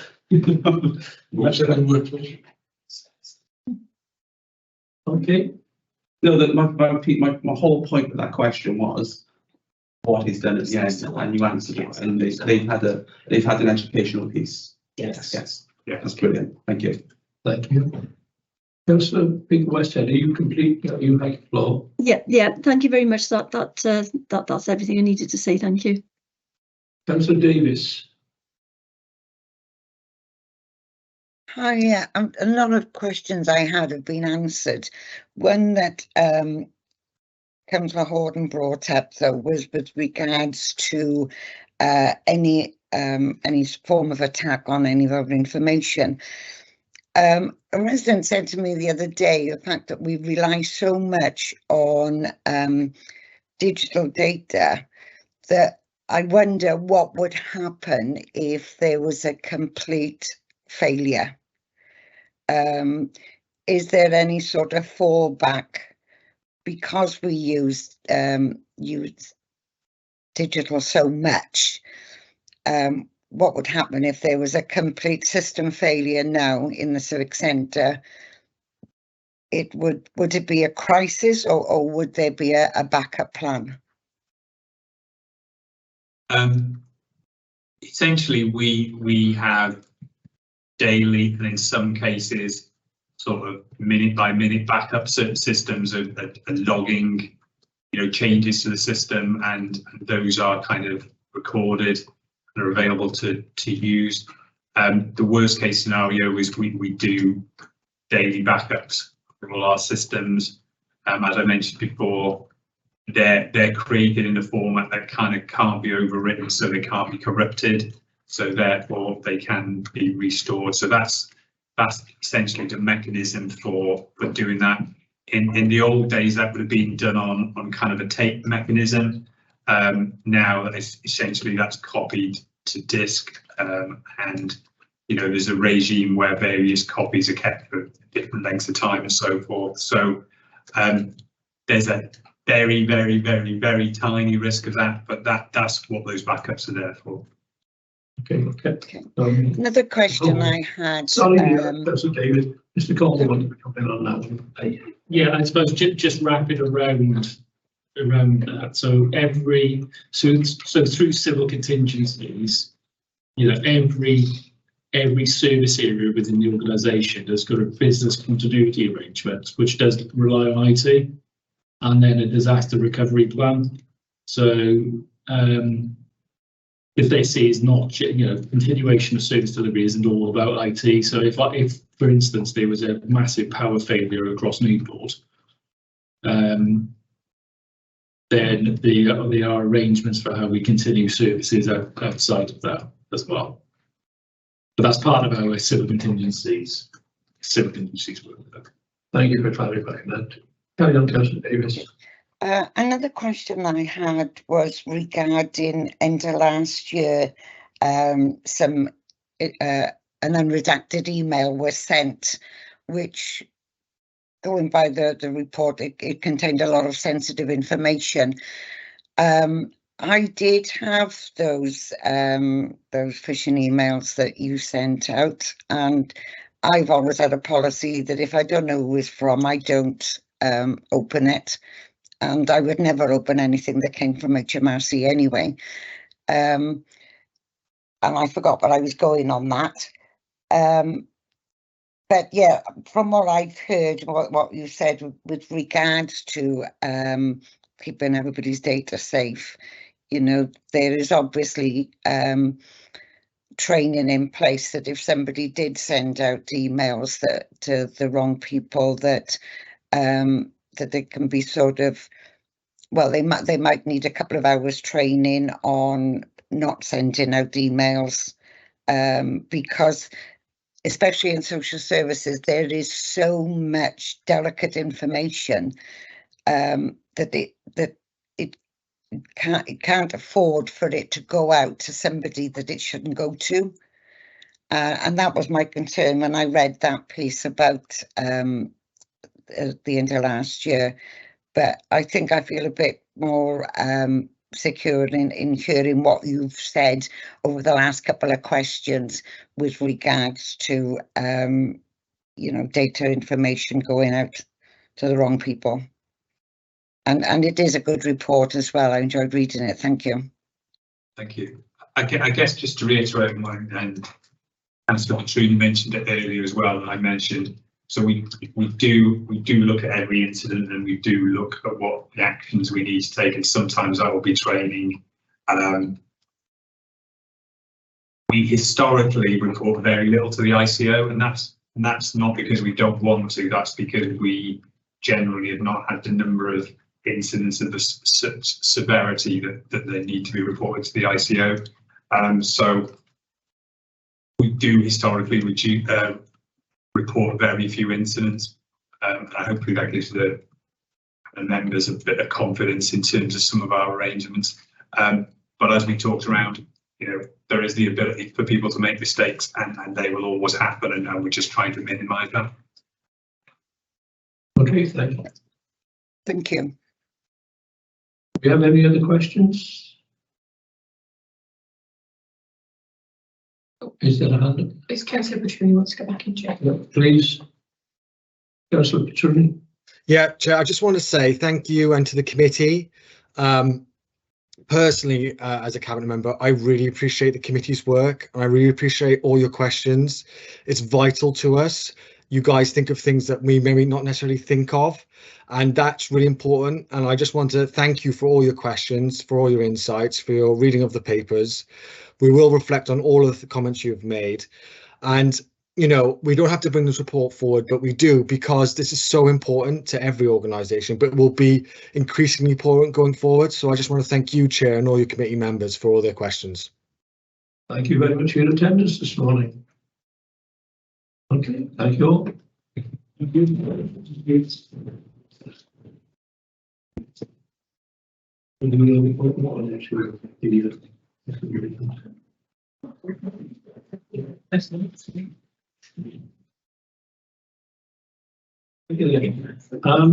Taking the order we have.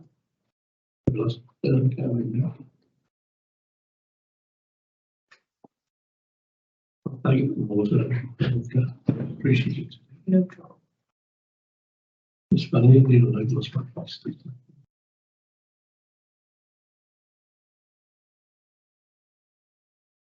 Right, would you all like to switch your cameras on, and then we can all take part in this, please?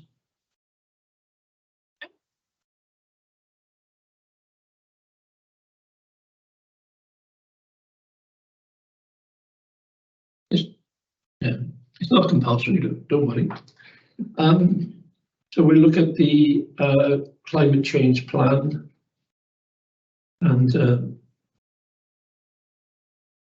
first thing we were asked to consider is whether the information submitted is adequate in providing understanding of the work being undertaken and the progress being made. We obviously had some concerns about some of the areas and some of the RAG ratings, which will form part of the minutes. Is there anything you want to particularly say in response to that first question? Would it be helpful, Chair, if I maybe note that the recommendations I've got in front of me that relate to that one? So we're looking at information being adequate. I've got noted that we recommended more information on any item marked as red, and as commentary alongside it. I've got a recommendation to specifically include data on the 3-weekly garden waste collections impact. I've got a recommendation of monitoring how often the cycle to work schemes are used to cycle to work, and I've got a recommendation about more information about pensions and how we utilise eco-friendly investments in pensions, as there wasn't enough information on that one. Is there anything I've missed? I'm just wondering if we can expand the recommendation for more information from, I think there were lots in the action plan that were amber rated, that for example, pensions should have been an easy yes, no answer. So I think really just having another column in that table with space for comments on every action. Obviously, if it's green, wouldn't necessarily expect an update on that, but if they felt it necessary to put information in on those, and it can just be a sentence or two, it doesn't have to be War and Peace, but it's difficult to scrutinise the progress made when we don't really have much detail on the progress made other than red, amber, green. Absolutely. So I've noted that as a recommendation for red and amber RAG ratings to have a summary or an explanation column added. Is that fair? You did also comment, Councillor, on the green ones, that there was insufficient data for us to establish whether it actually was green. Yeah, so tackling illegal parking specifically, it comes up a lot in my ward. I'm sure you all have comments from residents about that. And yeah, I just didn't feel that there was enough information to demonstrate why it was green. So that additional column that you asked for is for all things, really.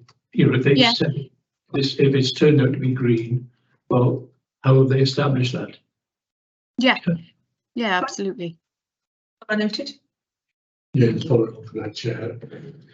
When we had the issue about encouraging public transport, so car usage down as green, I think they're going to provide hopefully some evidence of how this has been successful, why it's green as an example of. So I've got a whole other section about more information we've requested as a committee. Yeah. I just didn't want to go through it if we were just talking about what we wanted. No, I was just using that for example.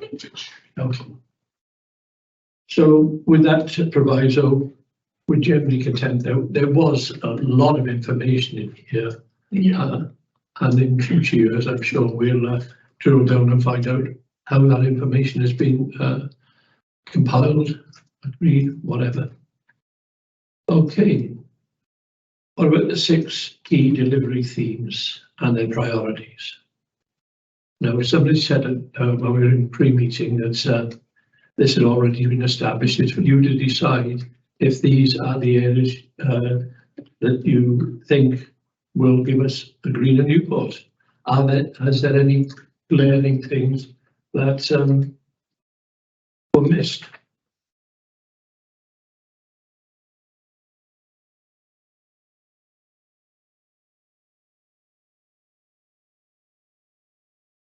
Oh, so are you suggesting that we Lauren, you're on mute if you said anything then. I said I was content with it. All right, thank you. So I just want clarification, you're suggesting that we could potentially change the 6 themes to different themes? We could recommend it. I'm not saying we can change it. I'll leave that in those things. Okay, thank you. So everyone's content with that.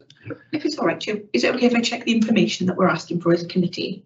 Just because there's a range of it. Yeah. So we wanted more information about the increase of commuting emission figures versus the home working figures, as they were both seem to be increasing. I think Ross said he would give us a bit of information about that. More information about what in the form of the exercise of applying those changes in measurements retrospectively to the supplier emissions. More information on the threshold of a green action, especially regarding the illegal parking action. More information about a date for the citywide bike scheme. More information in the form of a percentage of new taxis for the ULEB status. And more information regarding the improvement of public transport and why that's been marked green. Is there anything I've missed? What did we say about action plans where they've already passed their date? Updating on those. So action plans which should have been completed by last month or something. I know. You will listen to the recording after this one. Yes, yeah. So can we leave it that Yeah. Samantha will look at the recording and see that she hasn't missed anything.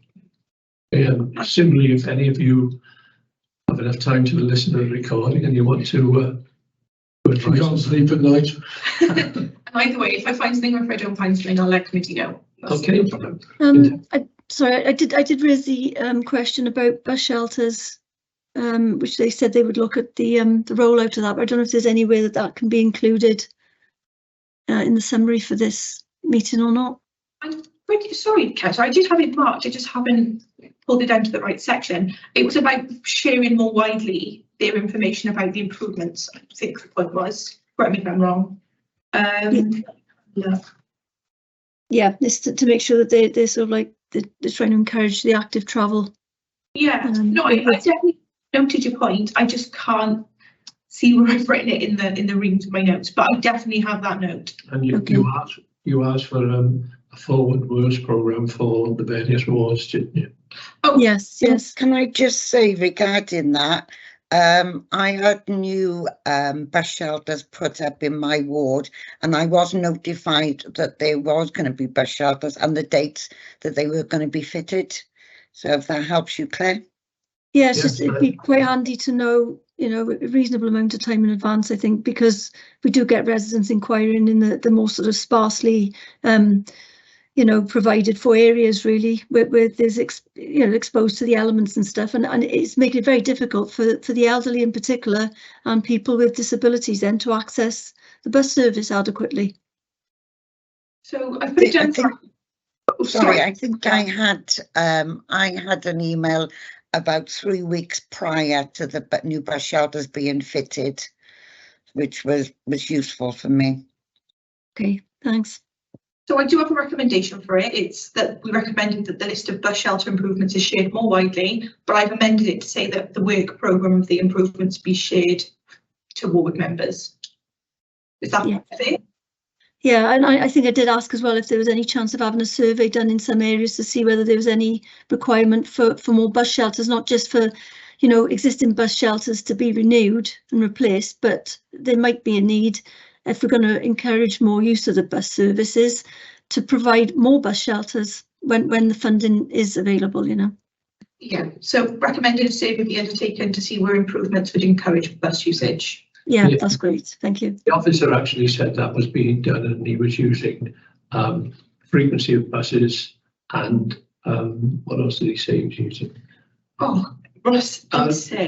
The structural integrity of the bus services, the bus shelters. That's not what he said, but that's what he meant. So those two factors are taken into account when they decide where the new bus shelters are going. Yeah.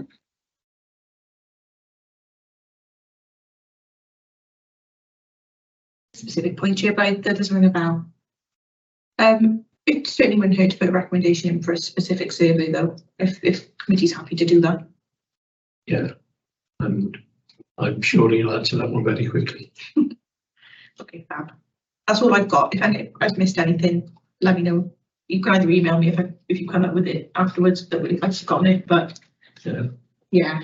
Can we also finish this one off by saying that we do, as a committee, welcome the climate change plan, and we think it's a good way of going forward, as it's the first one we've actually had.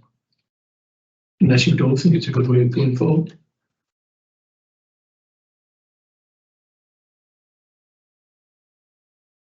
I suppose the question is on the screen. Could I say something? Can I just ask? Yes, it was a good report, and it was the first report, which was great. Is this going to be an annual report we'll see, or is it going to be 6 monthly? Annual. Okay.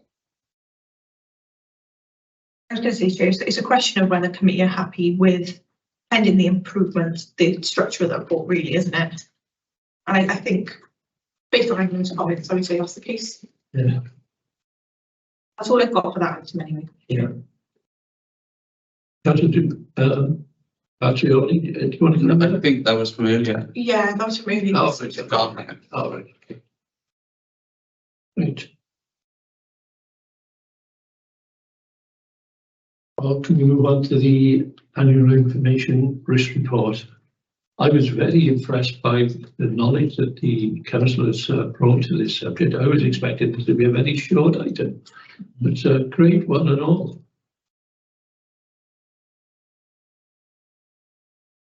And as Mr. Kim said, they don't have to bring this report to us. They brought it for transparency. So our comments will be ended before it's sent to the committee member. So what have we got?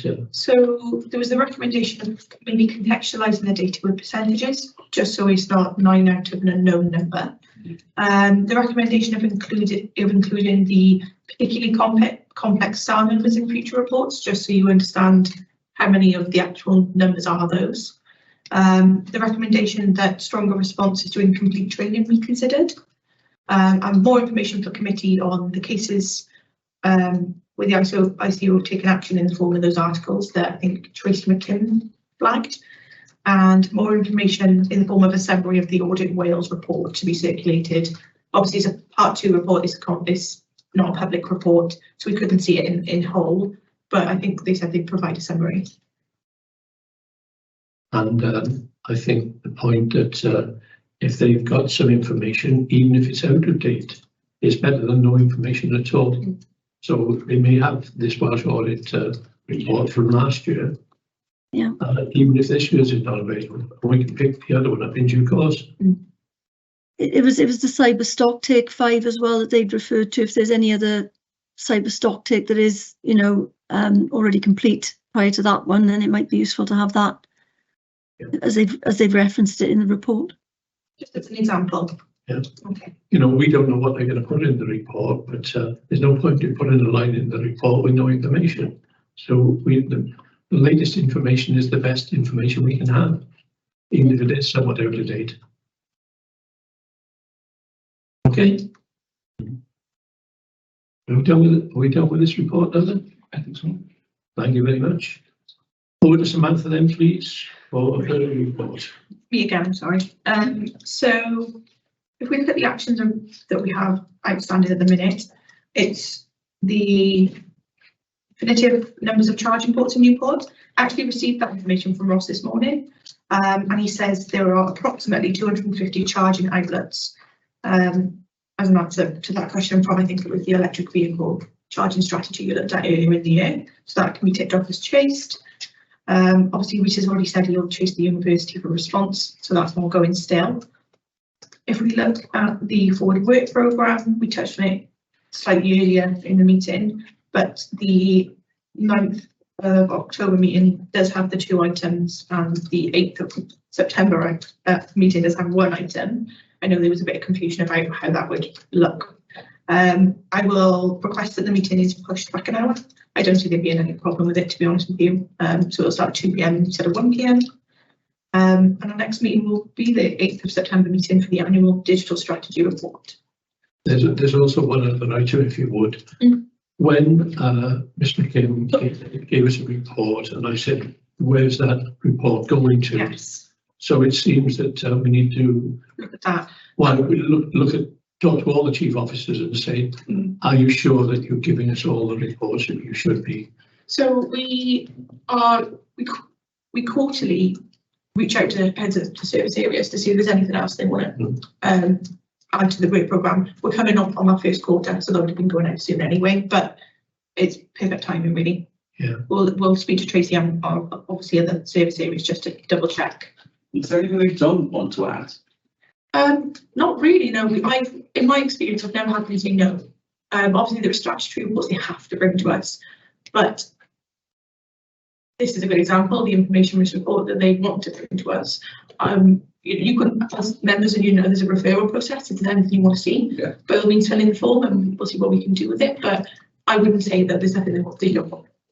And when I meet with the other chairs of committees in the autumn, obviously this will be one of the questions we'll be probing. Are we missing anything? And that's the reason, one of the main reasons for meeting with the chairs of committees. And in Democratic Services last week, the chair of Democratic Services suggested he should be included, and I had no objections, but I wait for feedback from officers in case there's something constitutional that says Democratic Services can't come to this scrutiny feedback, but I can't think why he can't come. There's only one other thing, if you could take to that meeting, Chair, or it's the action plans. For every committee, they're different. Is there a standard template that's used within the council or within the council, within scrutiny? Well, there's one format, so it's always different. Yeah, within scrutiny, me and Neil can fix that. That's not a problem. We can work between ourselves and get a standard action plan format. That's not a trouble. Okay. I can have that ready by the next committee. Wouldn't be a problem. So that all of us are looking at the same. They're all very similar, but I take your point that they all are slightly different. So you have to think about what you're looking at. You know what I mean? It's not as natural as it could be. That's something, yeah. And wasn't. Yeah, like sorry, like because the action plan for the which part of me in here. We've got the action and the deadline, whereas some of the others have got multiple comments. Do you mean in the reports? Yes. Reports are created. There's no template for reports, if that's what you mean. There's no like report template the scrutiny give out when they write these reports. They're very much as the writers make them. You can certainly feedback on all the individual ones and say you're not doing this as well, or you do this really well. Like we do with the RAG ratings, they could include commentary on the climate change one. So I would say to take them as they come and just see where things could be improved and maybe learn from other templates or works more doesn't. There isn't a standard reporting template though. Our scrutiny reports we can certainly standardise, but yeah. But we've only got 2 scrutiny officers, haven't we? You and Neil. Yeah. So they should be able to work together to get it as long as possible. Yeah, so just when we look at the future work programme, I'm sure when we had the information risk report last year, that there was a suggestion about the annual digital strategy report was very similar. Yeah. About merging the two rather than having 2 reports at different meetings. You remember we took them at the same time, I think, one after the other, didn't we? Yeah, well, they could even be combined, so pretty much. So just looking at the work programme, and we've just got that annual digital strategy report in September. Yeah.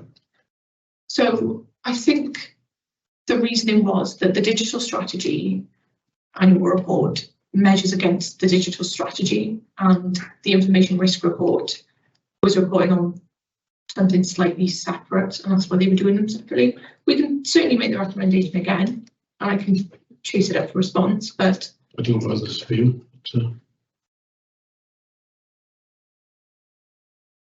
Yeah, well, the strategy should be different, shouldn't it?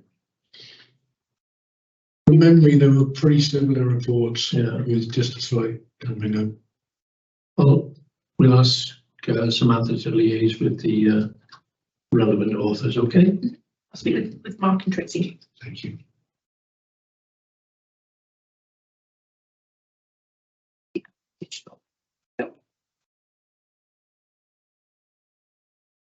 That's all I've got, Chair, unless there's anything else committee wants to add or any questions or anything like that. Sorry, could I just ask again about the next two meetings, because I missed some of it. It wasn't breaking up some of the audio. That's absolutely fine. So our next meeting will be the 8th of September. That's just one item for the annual digital strategy report. And then the meeting after that will be the 9th of October. It's an irregular date. It's a Monday. We normally obviously meet on a Friday. And we're going to start at 2 p.m. So it's again an irregular time. And they'll be for the annual corporate wellbeing self-assessment and the strategic equalities plan annual report. I think that's it. That's all I can remember saying. But if you have any questions, councillor, just pop me an email. That's great. That's what I needed, was just clarification. And I guess the 8th of September is the usual start time then, is it 9:30? Yes, yeah. Okay, thank you. Everybody done? Content? Thank you very much for your attendance this morning. Have a lovely August. Hopefully you haven't got too many meetings and you don't end up with too much work.